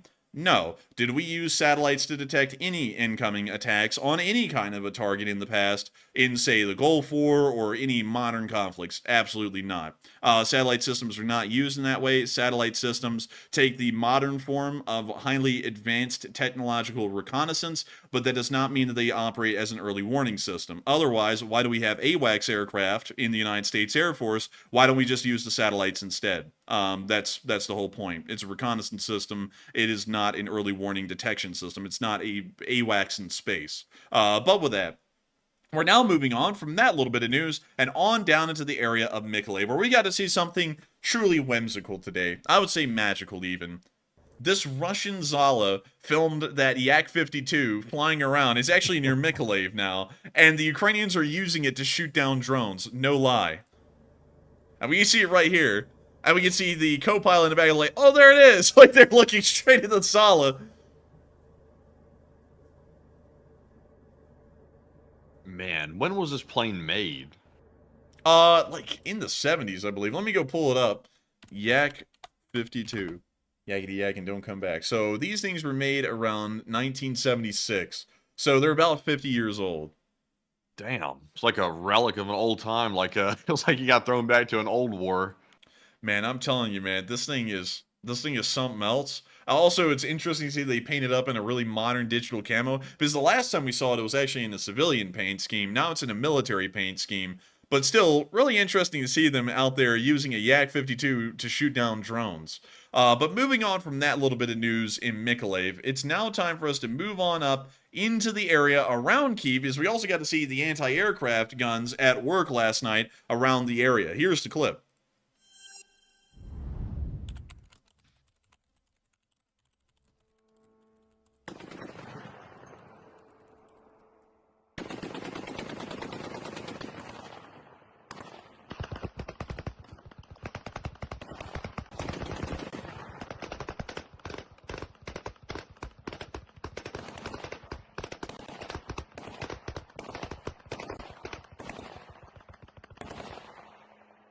Oh!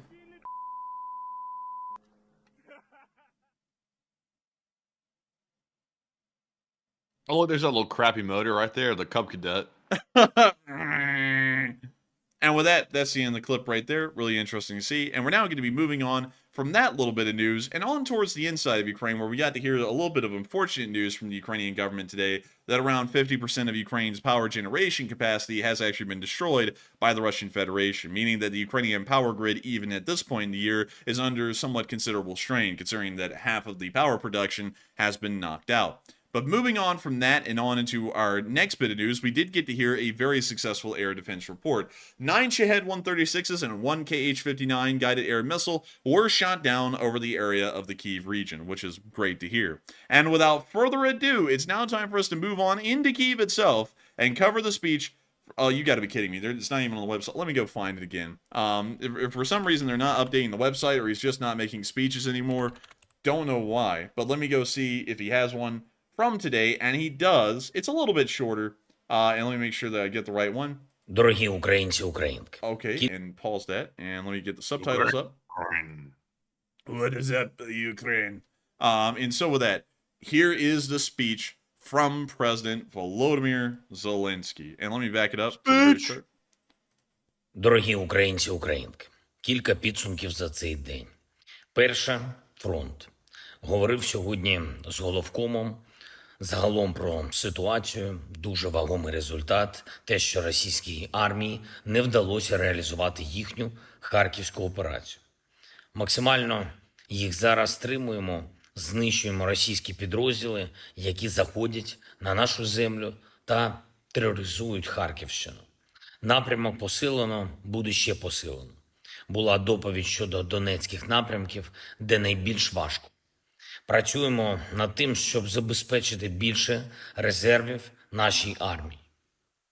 Зараз завдяки перемовинам і зустрічам у Франції ми маємо нові рішення для української оборони від Франції та Сполучених Штатів. Дякую, друзі. Є прогрес і по артилерії, включно з виробництвом в Україні снарядів калібру 155. Готуємо нову виробничу платформу. Буде також більше можливостей у нашої бойової авіації та РЕП. Дякую Франції та Еммануелю особисто за його ініціативу та підтримку наших пропозицій щодо тренування наших воїнів та забезпечення бригад. Разом ми готуємо нову системну основу для тренування підрозділів української армії. Я хочу також зараз відзначити наші підрозділи, які за цей тиждень проявили себе найкраще в боях. Харківський напрямок, 36-та окрема бригада морської піхоти, 92-га окрема штурмова бригада. Дякую вам. На Донеччині дякую всім солдатам і командирам 55-ї окремої артилерійської бригади. Незмінно ефективні.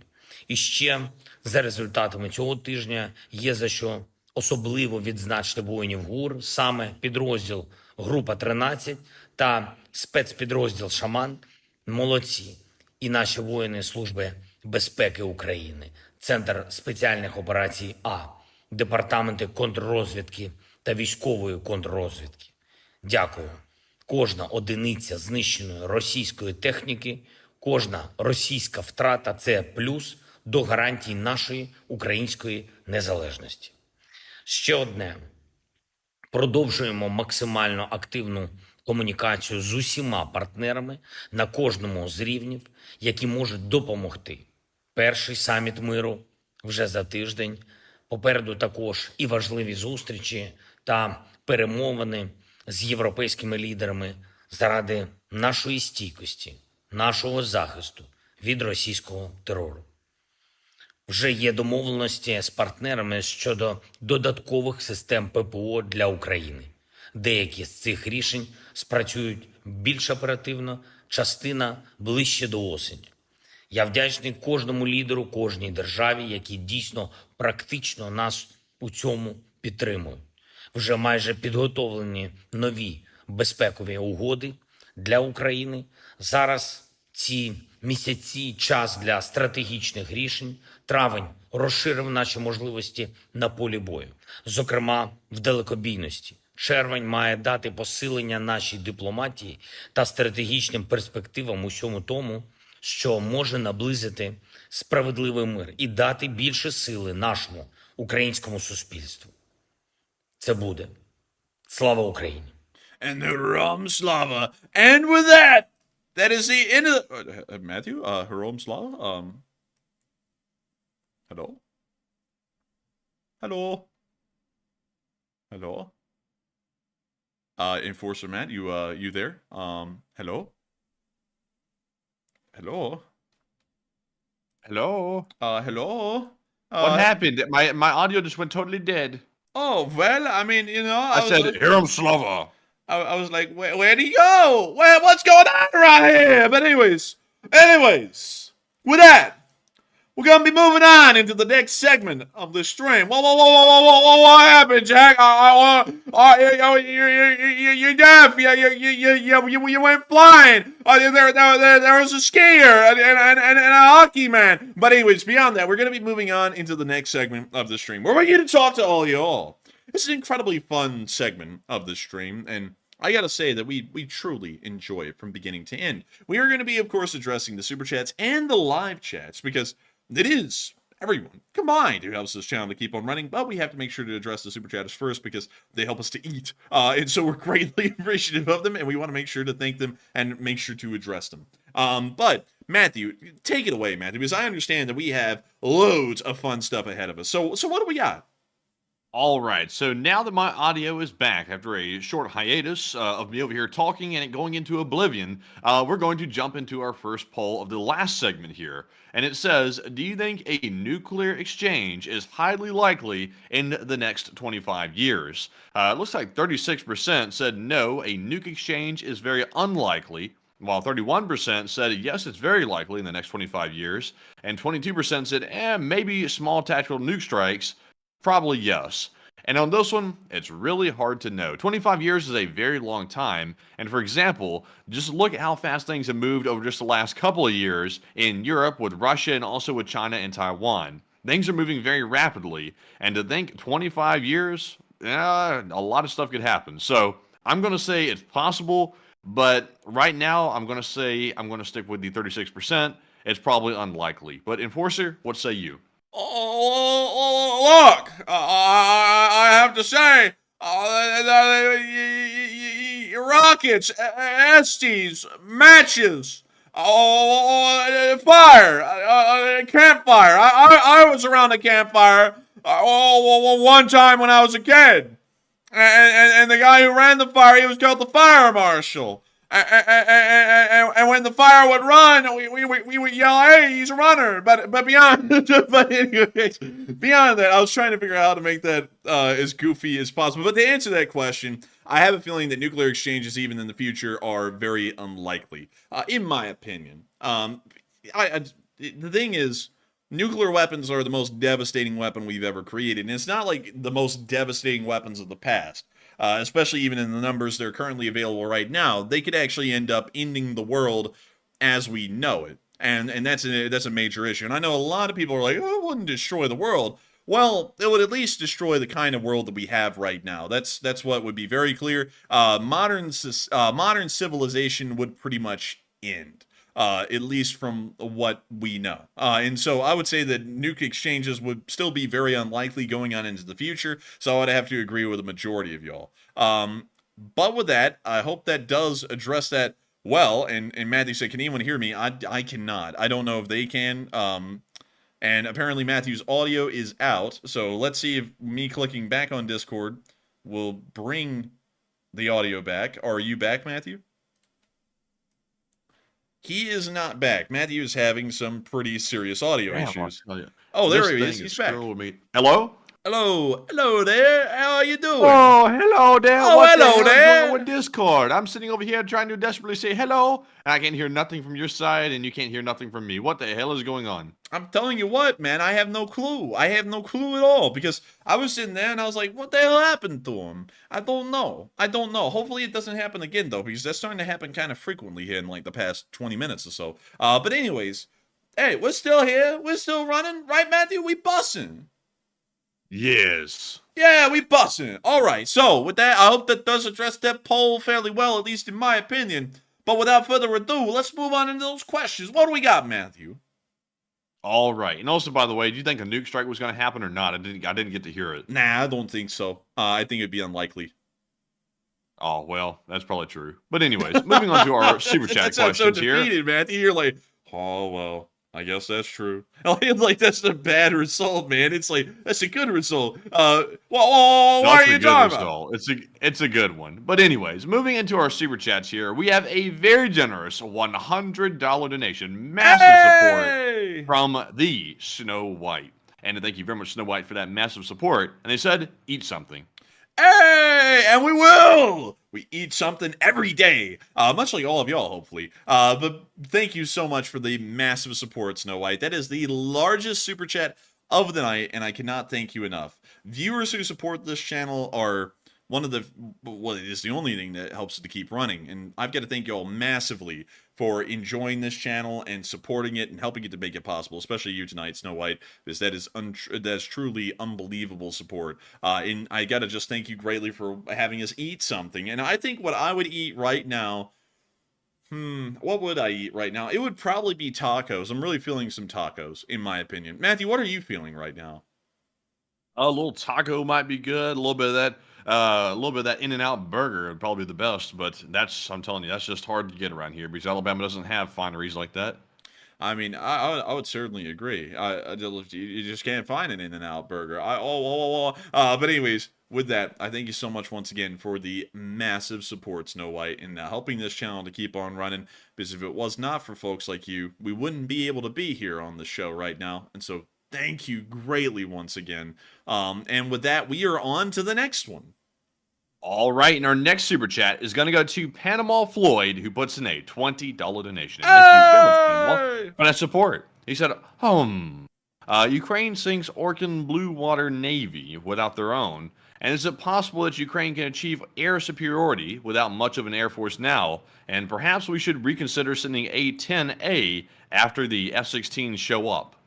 And that's a good question, actually. And they have been able to achieve naval supremacy really without that much of a navy, which is actually pretty interesting in keeping the faith. So why does the enforcer keep shouting? It's my thing. But beyond that, to answer the rest of your question, yes, they could achieve air supremacy or air superiority. But it would not be over the entire area of operations. Like, for example, in occupied Ukraine, air supremacy would probably be contested behind the lines. But over Ukraine itself, they could achieve air superiority, at least within that limited area. The reason why that would be the case is because with a large amount of air defenses, you can pretty much... Okay, so apparently Matthew's been completely disconnected from the call. And so we're back. I don't know what's going on with that. Hello? Don't have a clue what's going on with that. But with that, trying to get back to Panama Floyd's question and answer it. I don't know. Matty, could you reread that one again? Let's see. Also, don't get mad at me. I can't help you. I'm not getting mad at you. It's just I'm getting mad because I'm forgetting what I'm saying. But what do we got? Panama says, Ukraine sinks Orkan Blue Water Navy without their own. Is it possible that Ukraine can achieve air superiority without much of an air force now? And perhaps we should reconsider sending A-10s after the F-16 show up. As far as the air superiority thing goes, I would say that air superiority can be achieved just with overwhelming amounts of air defense systems. You don't even really need an air force to be able to achieve air superiority, at least over your own airspace. But as far as A-10s go, it would require air superiority to be achieved to make them usable, and we would have to see how that would go on in the future. But with that, I hope that does address that the best I can. Thank you so much once again for support, Panama Floyd, and helping us to keep this thing running while we're dealing with some of the most annoying technical difficulties I have ever seen. I don't know what it is, but it's been happening fairly recently. I've seen on Discord where calls just get disconnected without any input, and it looks like that's what's happening to us right now. Is just people are getting thrown off of Discord calls. It's either Matthew or me on one of our ends. But the only way to fix that would literally be to shut down the computer for both of us, and we wouldn't be able to do that because that would require us to shut down the stream as well. So with that, we are on to the next one.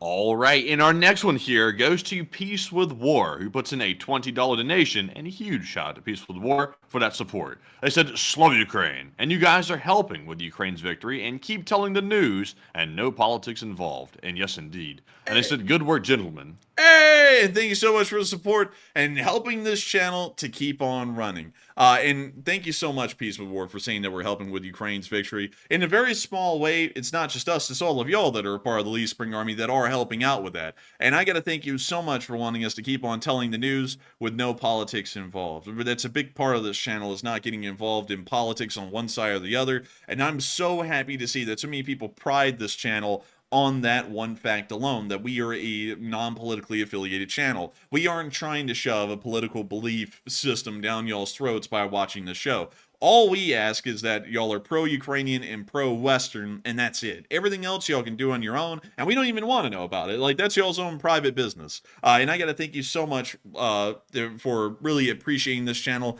helping it to keep on running, and greatly appreciating the tenets that have made this channel what it is and have molded the Lee Spring Army into what it is as well. And so with that, thank you so much once again. Slava Ukraini! And thank you for your third super chat ever, by the way. And with that, we are on to the next one. And I guess Matthew is not in the call anymore, so let's see. Yep. Let's see here. There he is. He's back. I think Matthew it'd be best for just the ease of doing this that I don't share my screen anymore, because I have to redo that every single time that you come back on air, because it's shutting that off as well. So I don't know what's causing it. I was looking a second ago. I just restarted my entire Discord when it did at that time. I don't know what's going on. I'll check the internet signal. It's going strong. So for some reason, when it just did that, it left me in the call and it kicked you out of the call. So I don't know what's going on with that. I think it might be something that has to be fixed on my end, but for me to do that, I would have to throw up pretty much all of this computer's information on screen on air to do that. And of course, that would really help out a lot of bad actors to do things to us. So, hopefully we can just quickly respond to that, but sadly I won't be able to screen share, so you'll just, I guess, have to look at a blank screen or something. But with that, we are on to the next one. All right. So while Enforcer Matt now stares at the wall, we're moving on to this one, which goes to Hans Eriksson, who puts in a $20 donation. Thank you very much, Hans, for that support. He said, "Good morning from Sweden, and nice to be with y'all live for once." And thank you so much for the support. It is good to have you here, Hans, from Sweden. All the way up there in beautiful Sweden. And it's great to have you here live, because you're having to get on at extremely early hours in the morning, which is really tough for some people. Well, not tough for some people. It's tough for everyone. Hell, it's really tough for us, because we usually get up at like 11 in the middle of the day at this point, because we stay up till like 3 and 4 in the morning. At least I do. I don't know about Matthew. But still, I got to thank you so much for the support and enjoying this channel, and I thank you for making the pilgrimage to be here while this stream is live. That is incredibly cool to know that people are always doing that, and I thank you so much once again for support and helping this channel to keep on running, so that way people can continue to make the pilgrimages, and thank you so much once again for being one of our Swedish viewers. And so with that, thank you once again. I hope that does address that well, and with that, we are on to the next one. And he's gone again. This is going to start happening a lot. So, I'll say now that was definitely on your end that time, because the call stayed open and you were the only one that got kicked out. So I don't know what's going on with Discord on your computer, but I'm telling you what, Apple's coming out on top this time. Maybe, but with that, let's just make sure to keep on trucking, because this is apparently going to start happening like every 3 minutes now. And so with that, thank you so much once again for support. I hope that does address that well. And with that, we are on to the next one. Also, really quickly, everyone, I am going to have to say this. Considering this glitch, it really throws me off, because for me to talk on air, it takes a lot of concentration for me to try and make sure that I have the questions to answer, because Matthew has a spreadsheet. I actually have to literally just hear them as Matthew says them, and try and remember the entire super chat, and then come up with an actual articulate response to them, and then try and remember the person's name who sent them in, among many other things. It's incredibly complicated and difficult to have that level of focus with a technical issue like this going on. So we are going to speed this up a little bit, so that way I can make sure I can address it. I have a solution. And what would that solution be? So pull up the Google Sheet on the side over there on the computer. You should still have access to it. If you need the link, let me know. And while you pull that up, I can filibuster for a second if you have it. I don't have the link, and I think that would take too much time, to be entirely honest. And also, if there's an issue, people get to see, maybe some sensitive stuff behind the scenes that they shouldn't be seeing. So it's in your inbox if you want to look at it. Hopefully it's in this inbox that I'm opening, and it doesn't seem to be. I don't know which inbox that would be. So I think we're just going to have to. I'll send it to your new inbox there. Let me see if I can find that. Also, while you're looking for it, I saw Amy Mason say in the live chat, "Why screen share when you can watch the stream?" Ha ha ha. That's actually a decent point. But the catch is here, we're actually on a huge delay. There he goes again. Let me go get him back in the call. And there we go. So busted Discord, I'm telling you. We're facing a huge delay is where you left off. Yes, we're facing a huge delay. It's like a 20-second delay with the OBS system and YouTube. So when you hear us talking, it's 20 seconds old. So that's why when we look at the YouTube stream, it won't work like that because of the delay, sadly, because it would be a good solution. And so with that, I hope that does address that well. And now that I have the moderation sheet open on my end as well, we are going to try and power through this and get to the end, hopefully without Discord throwing me off the call a million times. But with that, we are on to the next one. All right, and our next one here goes to Historic Tasmanian, who puts in a $15 donation. Thank you very much, Historic Tasmanian, for the support.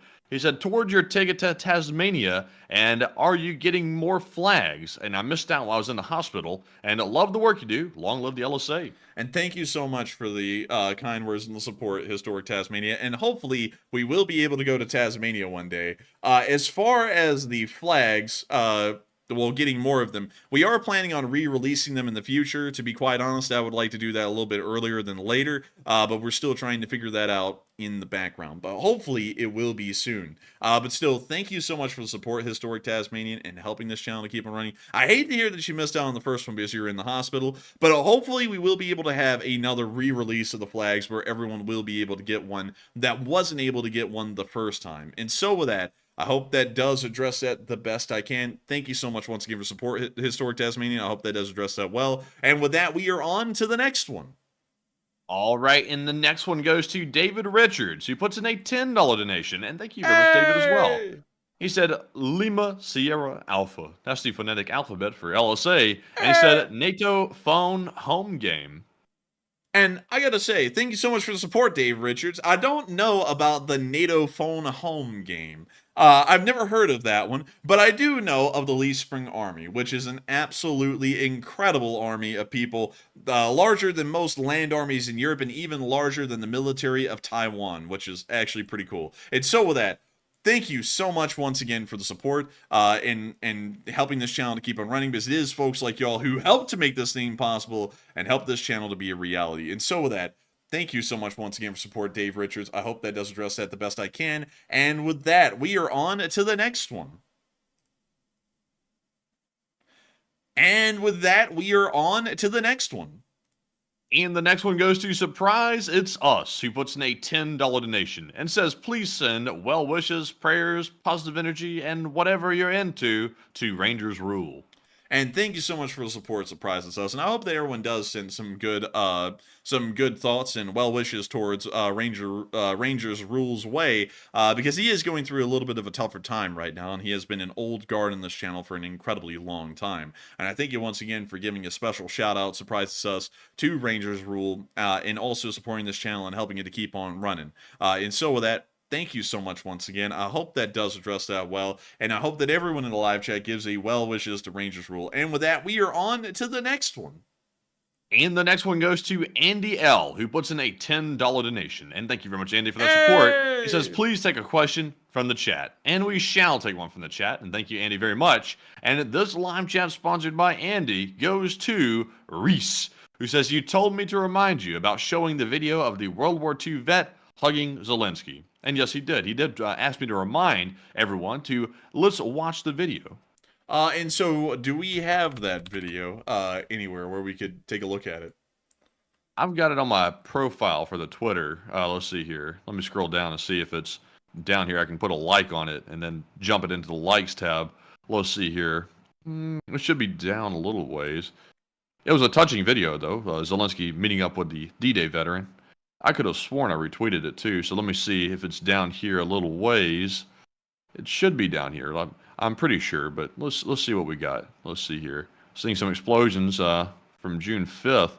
That's too early, so let's see here. Zelensky D-Day. Let's see if I can spot it here on a search.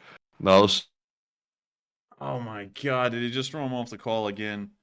My god, it did. Okay, keep going, Matthew. Keep going, Matthew. Keep going. So I just retweeted it. I didn't actually retweet it before, but now I've retweeted it.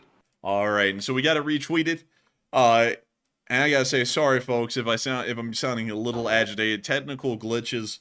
Just to let y'all know a little bit, the only thing that gets me actually angry on air is technical glitches. Like, that is actually something that will drive me up the wall.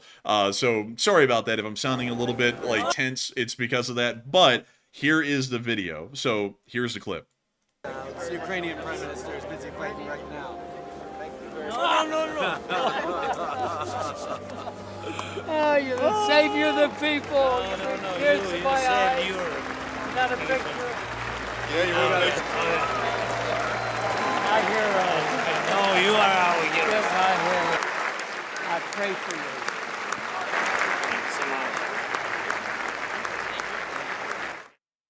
And that's the end of the clip. but it was a really nice video. And so with that, I think Matthew has gone off the call again. No, I'm still here. I was like, you said nothing. I was like, he must be gone. Make sure, Matthew, is like special rule right now. Say something whenever you can, so that way I know if you're here or not. Because whenever there's silence now, I'm like, he's probably gone. Like that was the first thing I would have commented. I would have commented this time, but I can't even see the video on my end either. I'm just staring at the wall. Oh, damn! I forgot. Yeah, because we keep on getting disconnected. It's not even showing you a screenshot. I'll be dipped. Anyways, with that, I hope that does show it, and thank you so much for sponsoring that live chat and helping this channel to keep on running. But that was a very heartwarming video. I completely forgot the screen share was off. I was like, damn, Matthew must be off the call, because I was like, well, that was a pretty nice video. I was like, Matthew's saying, I think the call must have been disconnected again, and then he's like, no, I'm right here, just staring at the damn wall. But anyways, with that, thank you once again for support. I hope that does address that well. And with that, we are on to the next one. And our next super chat is going to go to Blue Flam 777 LSA, who puts in a $10 donation. And thank you very much, Blue Flam, for that support. He said, I'm here to run the bot's mantra. And he said, Ukraine, US, people know more than you know. And trust me, bro, hot dogs are not going to win. Stop drinking your own hot dog water and concede. Question to the chat. Dang, I saw that part, man. I was like, dang. But still, thank you so much for the support, Blue Flame 777. Thank you for throwing in some real facts, some of them hot facts. And thank you once again for supporting this channel and helping it to keep on running. And we will make sure to get a question from the chat. And so what do we got, Matthew? And this question goes to Buada, who says, Enforcer, when do you think that G is going to stab Putin in the back? Oh, it wouldn't take that long. Once they start getting them on those loan shark debts, well, really the shark loans, it'll be over for the Russians. That will be the backstabbing that happens. So it probably will just be, it will be within the next 5 to 10 years minimum. And so with that, I hope that does address that the best I can. And thank you so much once again for the support and helping this channel to keep on running. And with that, we are on to the next one. And he must be gone. Oh, I tell you. oh, why? But anyways, I hope that does address that well, and we're on to the next one. All right, so our next one goes to Ryan Peacock, who puts in a $10 donation. And thank you very much, Ryan, for that support as well. He said, road trip time, and rate this city, Helen, Georgia, and just got back for a vacation there today, and I can't wait to go back. And also, I just installed the Unreal Games on a ROG Ally gamepad, and I'm surely going to hell now. What? Wait a minute, you're going to hell for that? Like, out of everything, it's just that? Like, on God? For real? Like, it's, I'm really shocked. That's interesting. I'm going to have to research that a little bit. I think that you may be able to get out on the technicality. But still, we will check out Helen, Georgia. I think we've actually seen this place before, and we have, because it's that German town, isn't it? It's that little itty-bitty German town. Let me check it. I was right. It's that little itty-bitty German town in the middle of Georgia. It's actually pretty cool. Like, no lie. Like, let's see here. They got that Honey on the Hill. They got that Dewey Rose Clothing Company. And they, oh, man, goodness gracious. This thing is something. I like it. I like it. Look at it. Ain't that cool? They got a tattoo shop up there. That's really German of them. And then it says, no alcoholic beverages. Well, they just killing the fun, ain't they? But beyond that, isn't this place neat? It looks pretty cool. I'll take your word for it. I still can't see it. I keep on forgetting that you can't see anything anymore, man. Like, it's like, I was sitting here and I'm like, is the call gone? I'm like, he's not saying anything. It's because you can't see it. But as soon as I reconnect that, I use my imagination. I'm seeing some very nice stuff out here. Do you see that roadway over there? That is a fantastic roadway. Dude, also, those buildings look great too. Dude, those buildings really do look fantastic, man. You're really picking up on the cues, man. Like, it's like you're actually saying crap about stuff I'm looking at. You're like, those buildings are nice too. And I'm looking at the buildings that you're saying, and I'm like, dude, you may as well not even have to see. You're doing pretty good. But still, that is a really cool place, Ryan, to take a vacation to. Really, really cool, actually. And maybe one day we'll be able to take a vacation here and take a look at this thing, because I'd like to. I'd like to see it a little. But beyond that, thank you so much once again for support and helping this channel to keep on running. I don't know what the gaming pad thing is about, but beyond that, this place is pretty cool. And maybe one day we'll get to go here too. But who knows? Maybe that'll be way off in the future. But still, thank you so much once again. I hope that does address that well. And with that, we are on to the next one. All right, and our next one goes to Freedom Canada, who puts in a 6. And Freedom Canada said, this is what they said, by the way. They said everyone throw in a 5. And no one has to throw in a 5. Like, thank you for the support, Freedom Canada, though. But people only have to support the channel if they wanna. They'll never have to support the channel a single cent. The channel is free to play, pretty much. You do not have to support this channel a single cent. You don't have to watch a second of ads. You don't have to do any of that. This channel tries to run as non-monetized as we possibly can. The super chats are the only way we do it, but even then, we really don't try and push the super chats on y'all too much and make y'all super chat, because I personally don't like the look of that. It seems really money rubbing, and I'm just not a big fan of that. So while you may want everyone to throw in a 5, I do not want everyone to feel like they're obligated to support the channel and help it to keep on running. But still, thank you so much once again for enjoying this channel enough that you would want everyone to do that, and thank you once again for support making this thing possible. And with that, we are on to the next one. And up next, we've got a 5 from Radical of an Integer Information Media Activities. And they said, just thank the number 26 by saying Bazinga, or Bonanza, or Bazonka, and move along, okay, thanks. Echo November. Let's see here. I'm not really sure what that means. It's scaring me, though. It's a little bit foreign to me, but thank you very much. Oh, and he's gone. Oh my god. He's gone. Oh, why? Man, this is not going good. Oh my god, ew, yuck. Oh, yuck. Oh my if only I goodness. didn't have this big old gash out the side of my scalp, I'd be much better off. Man, now I think you're starting to get a bit of my frustration on your end, because this whole call thing getting disconnected is my lord, man, it is throwing me off so hard right now to try and keep focused. Oh man, I'm just taking it out on the bots when they come in. I'm really letting them have it tonight. So I'm taking out my anger. Just smack their Mandy. You know what, Mandy? Tonight's not that great of a night. Go send that guy an email and threaten him. Whoa, take a page out of his book. Just to be like, I'm not having a great day. I'm gonna physically threaten someone if something, commit a crime, because I'm not feeling that hot. But anyways. With that, I hope we addressed that well. I'm so sorry about these difficulties, everyone. This is going to end up being a fairly short stream tonight. But still, thank you so much for the support, Radical of an Integer Information Media Activity, for the support and helping this channel to keep on running. Because if it wasn't for folks like you, we wouldn't be able to make this thing possible. And so with that, thank you so much once again, and we are on to the next one.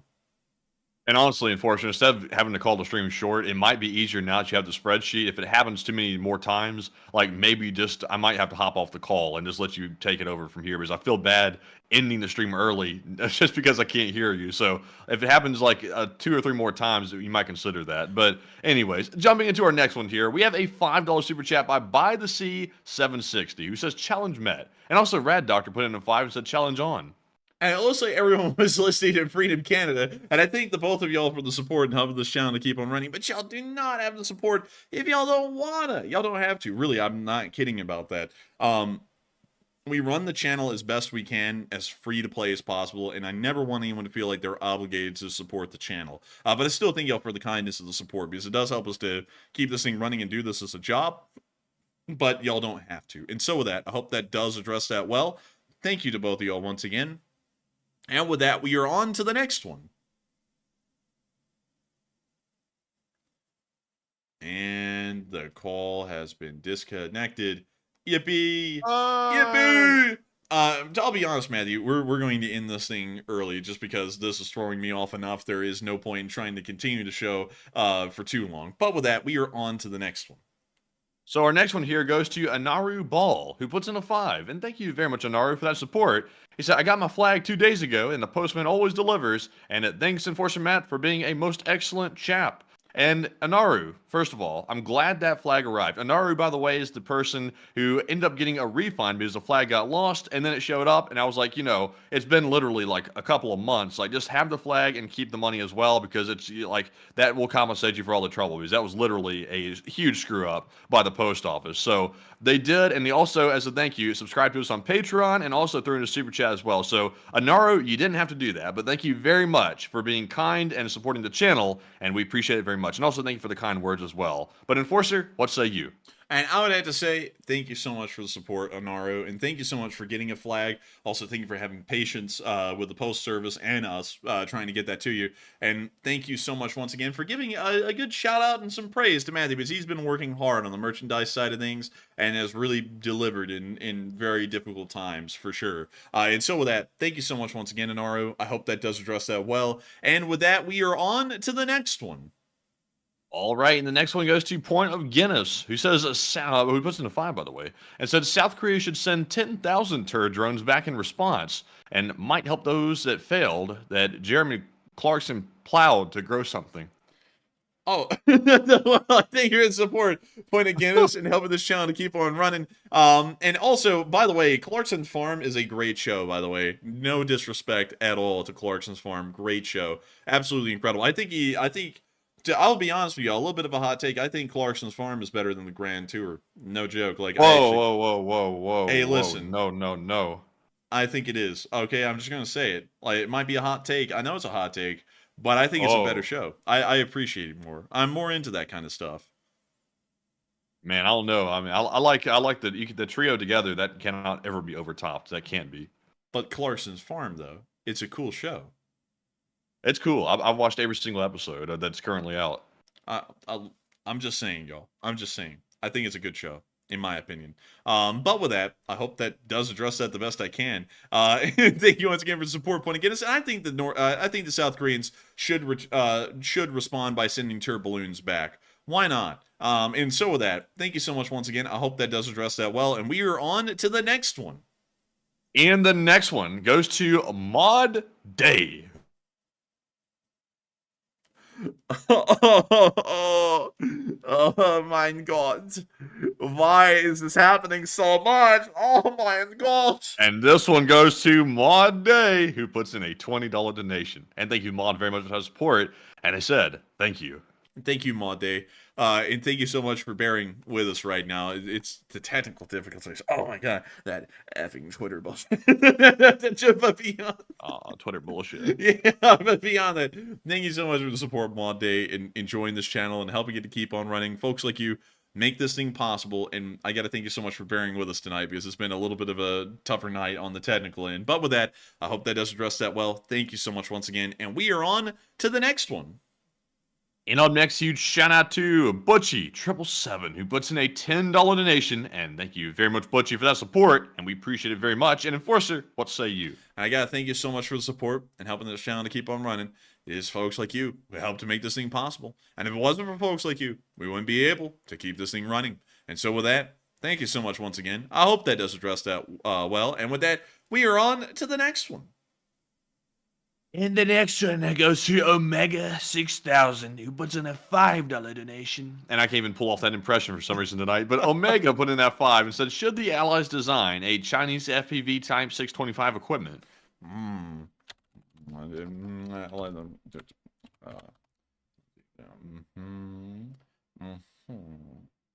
Yes, this is an interesting system.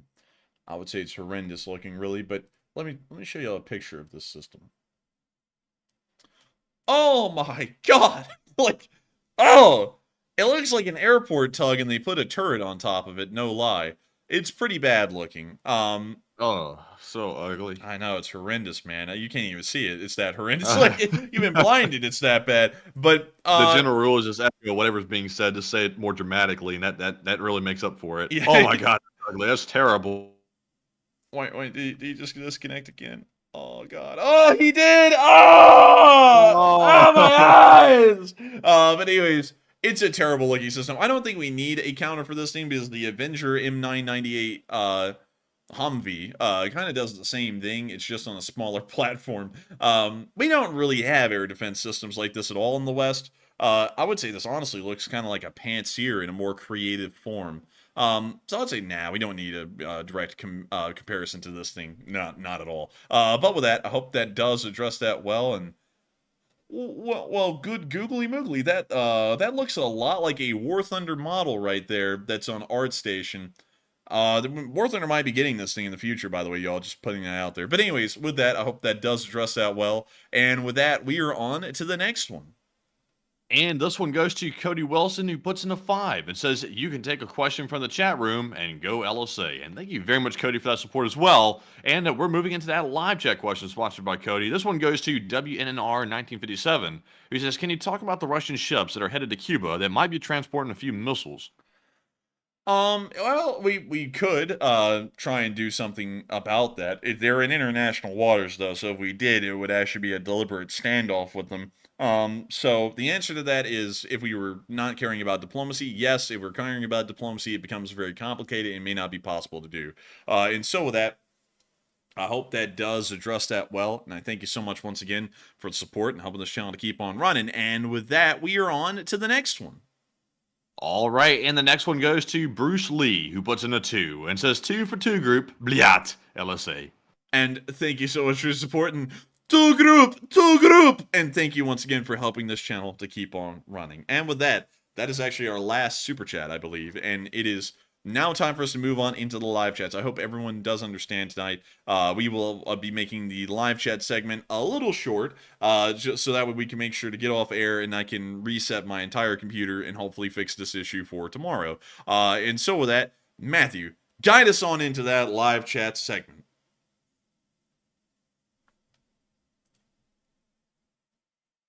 And so, Matthew, guide us on into that live chat segment.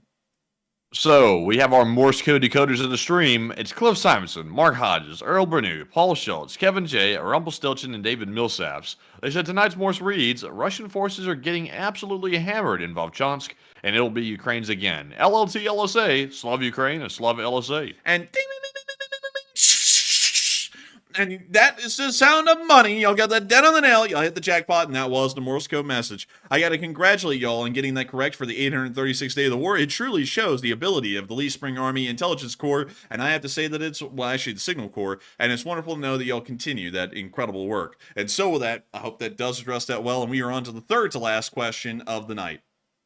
All right, and this question goes to Miss Disa, the interrogator of the LSA, and Miss Disa says, Russia deployed 8 barges near Crimean Bridge to defend against Ukrainian attacks, and are they expecting something? Yes, they may be expecting something, or they may just be increasing the defenses around the bridge in preparation for what may be coming in the future. It may be precautionary more so than they've been tipped off, in my opinion. And so with that, I hope that does address that fairly well. And with that, thank you once again, Miss Disa, for being here with us tonight and asking a good question. I hope I was able to address that in kind of a short way, fairly all right. But with that, we are on to the second to last question of the night. And this one goes to Barry Badranath, who says, do you think we'll get a reverse buffer zone in Russia? No, I never think we'll actually get a reverse buffer zone in Russia from the Ukrainians. This is solely a defensive war on their end. They're not planning on taking any Russian territory from a Ukrainian perspective and then trying to hold that for any period of time. And so with that, I hope that does address that the best we can. And with that, we are on to the final question of the night. And so, who is the lucky last person to throw in the lucky last question of the night? And that viewer is Caviar, who says, when will the French Mirage fighter aircraft be supplied to Ukraine? Probably a long time from now, maybe even an entire year into the future, in my opinion, because it takes a long time to train pilots. Considering that they just announced this, this means that the Ukrainians will have to pick pilot candidates, then send those to France, then have them trained in pilot school in France for 9 to 10 months, and then it will take additional time to eventually get those Mirage 2000s to Ukraine. So they will probably end up being there at the moment after the war is over, from what we understand. And so with that, I hope that does address that fairly well. And also, I would like to give a huge shout out to Murray Peacock, who put in a 10. That is his 5th super chat ever in the history of the channel. And Murray Peacock said, challenge accepted. And I thank you for accepting the challenge, Murray Peacock, and helping this channel to keep on running. But really, people don't have to help it to keep on running. You know what I mean? But beyond that, I thank you once again for the support, Murray. Also, Go ahead. And he literally cut out when he said, "Oh, also." But anyways, Discord, also, huge shout out to Tom Exman as well, who put in a $5 donation, and thank you very much, Tom, for your support as well. And thank you so much for the support, Tom, and helping this channel to keep on running. It does make this channel possible, and we thank you so much once again for that greatly, while we're actually having to play a mini game on my end to keep the Discord call going. But beyond that, thank you so much once again. The Discord heard Maddie go, "Oh, and also," and then they were like, "Nope," and then they just disconnected the call immediately. But still, with that, that is the end of tonight's stream. Sadly, it's a very short one tonight, but this technical issue is driving me crazy, and I'm going to try and fix this while I'm off air. But of course, I thank you all so much once again for watching. At the peak tonight, there were 8,000 people here, and 46,000 people have watched this stream before it ended. We were entirely honored by each and every single one of y'all being here, and if y'all are new to this channel and did enjoy, make sure to like, comment, and subscribe. Technical difficulties like these have never happened in the past, and hopefully we'll be able to fix this for tomorrow night on the Sunday night fundraiser. But still, thank you all so much once again for watching. Good night, good luck, take care, stay safe, Slava Ukraini, and long live the Lee Spring Army. The Lee Spring Army will never die. And good night, folks, and hopefully you're hearing this, and thank you all for another great stream. Be sure to join us tomorrow for the fundraiser stream, and with that, Slava Ukraine, Heroam Slava, and good night.